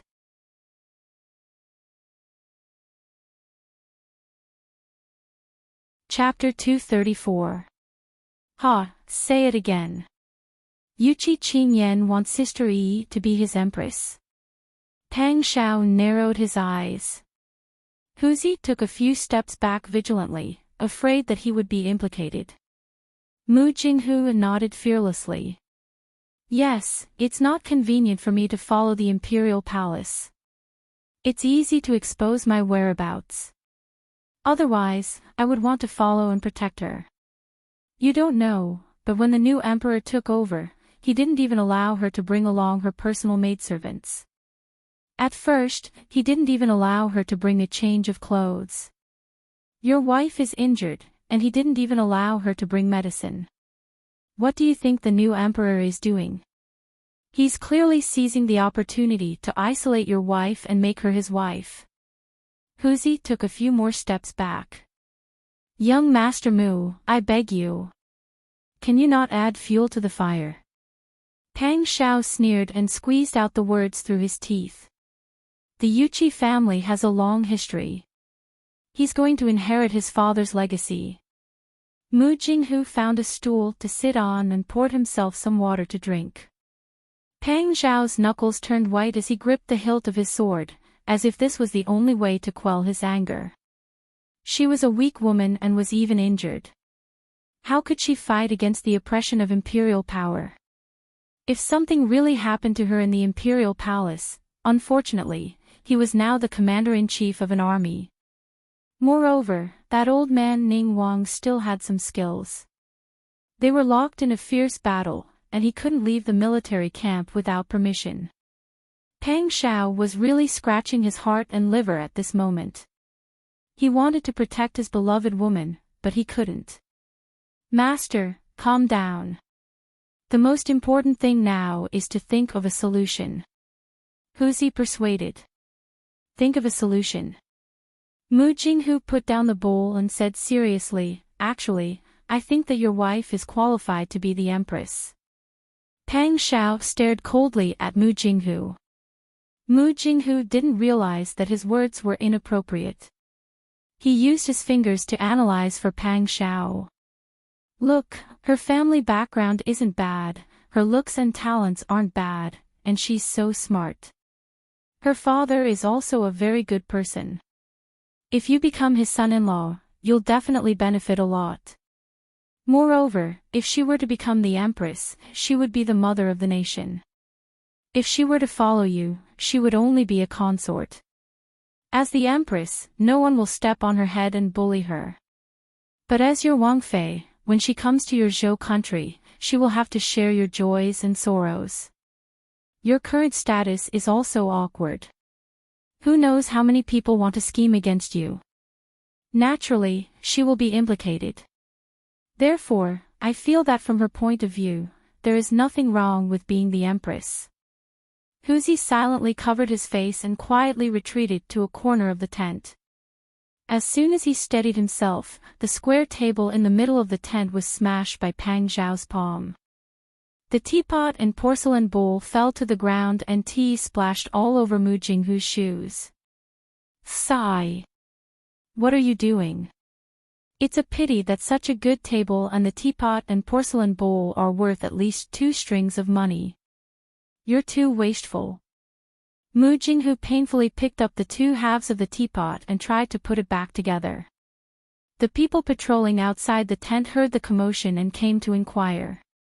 Huzi hurriedly went out and said with a smile, "Brothers, it's okay. Wang Yi is sparring with his brother." I see. The northern men of the Tiger Army were all loyal and forthright. They knew that Pang Zhao liked to spar with his brothers, so they didn't think much of it. In the tent, Pang Zhao had already lifted Mu Jinghu by the collar. "Rotten wood, what do you mean by this?" Mu Jinghu pushed his hand away and said honestly, "I'm just speaking the truth." Actually, you're thinking the same in your heart, right? Otherwise, why are you feeling guilty? I think you're just a selfish fox. Once you've taken a fancy to a girl, you'll do anything to get her, regardless of whether she's willing or not. Pang Xiao's thoughts were exposed, and his expression became even uglier. He shook his hand and let go of Mu Jinghu's collar. He fiercely slammed his palm on a round-backed chair, and the chair shattered into pieces. Mu Jinghu's heart ached for something. He squatted on the ground and said, "What are you doing? This is all bought with money." Pang Xiao was filled with anger. How could he care about these things? Moreover, Mu Jinghu had indeed hit the nail on the head. He had taken a fancy to Qin Yining, so he used every means to fight for her and steal her heart. He didn't even ask if she was willing to, and had already forcefully labeled her as his. What if she wanted to be an empress? Pang Xiao gritted his teeth and said after a while, "Huzi." "Master." Huzi stepped forward and bowed. "Go back with young Master Mu and find a way to get a definite answer for me." "Master, what answer do you want?" Huzi was puzzled. "Marquis Anping sent Blockhead here to test my intentions." "My intentions aren't the most important thing at this time. What's important is Sister Yi's intentions. If she's willing to be an empress and not willing to be my consort, how can I interfere with their affairs? Find a way to contact Master Zhong. His Shaoyun agency has a wide network of contacts. He must have a way to contact the palace. Ask Sister Yi if she's willing to be with me. Master, don't doubt 4th Mississippi. I think 4th Miss is fond of you." Pang Xiao smiled bitterly. "I'm not doubting her. I'm just afraid of delaying her." Pang Xiao knew his situation. To outsiders, he was Wang Yi, who had become sworn brothers with the Emperor of Zhou. He also had the military power of the Tiger Army in his hands, and he had limitless glory. But in reality, he was also struggling in the imperial court of Zhou. When the northern Ji was destroyed, he was the one who led the charge. The Tiger Army was the one who killed and set fires. It was the officials of northern Ji who now surrendered to Du Zhou, who hated him from the bottom of their hearts. He took revenge for his father, and many people were widowed, which intensified the hatred of those people towards him. The northern Ji emperor was tyrannical, and the treasury had long been emptied. They didn't get much money from destroying northern Ji.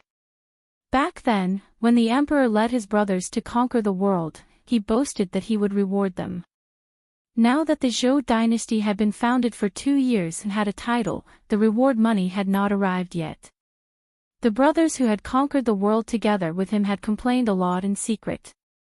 Now, there were people saying that the first person to charge into the capital of Beiji had looted the national treasury. Weren't they implying that he had hidden some money? That wasn't all. His Tiger Army, Shaoyong, was better than the other generals, which naturally attracted the jealousy of the military officials. Now that the emperor needed to pacify the world, he valued the military officials even more. This made the civil officials feel uncomfortable. Since he was the representative of the military officials, there was another layer of hatred. Thinking about it carefully, he was a rough man with a group of people eyeing him covetously. He really didn't have any ability to be proud of. In short, Pang Xiao felt inferior because of Mu Jinghu's words. Huzi sighed, "Then I'll go and ask Master what he plans to do next."